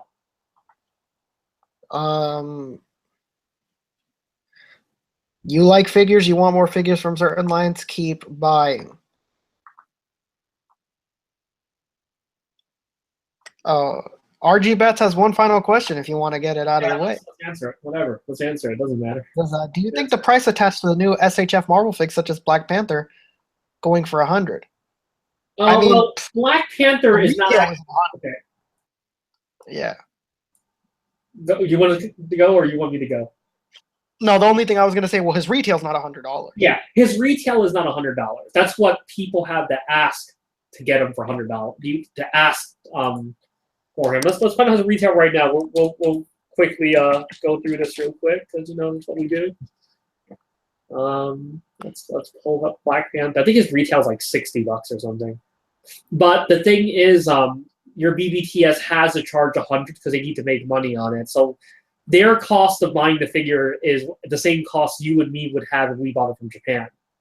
So because of that, they need to make a profit. So that's why you see them for $100 or whatever. But their retail price, yeah, he's $64.80. So let's just say right now, at the current exchange rate, he's like $65. Let's just say that he's $65.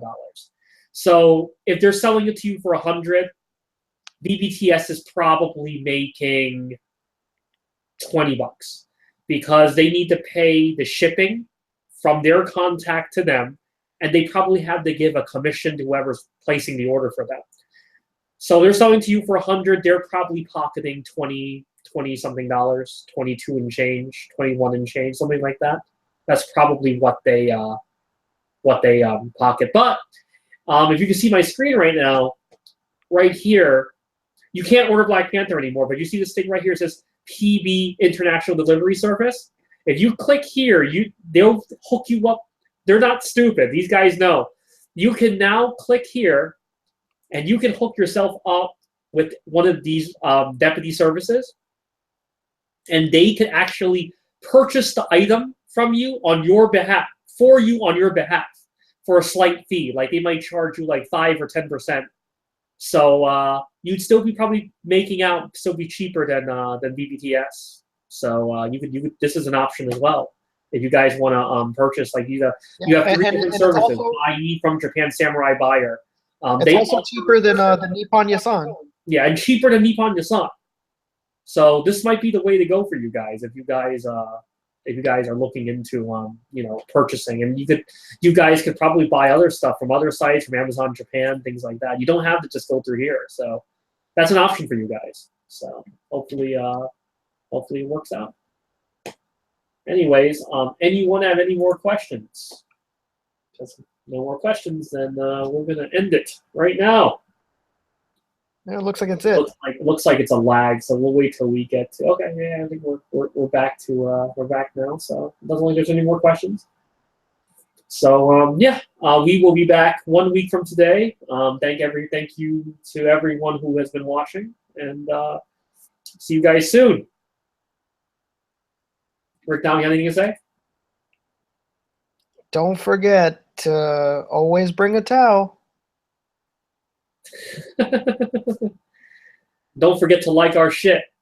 Comment, subscribe. Follow. Yeah, follow. And holler at us if you see us at the con. If you see us at the con. All right, guys. Take care. Till next time.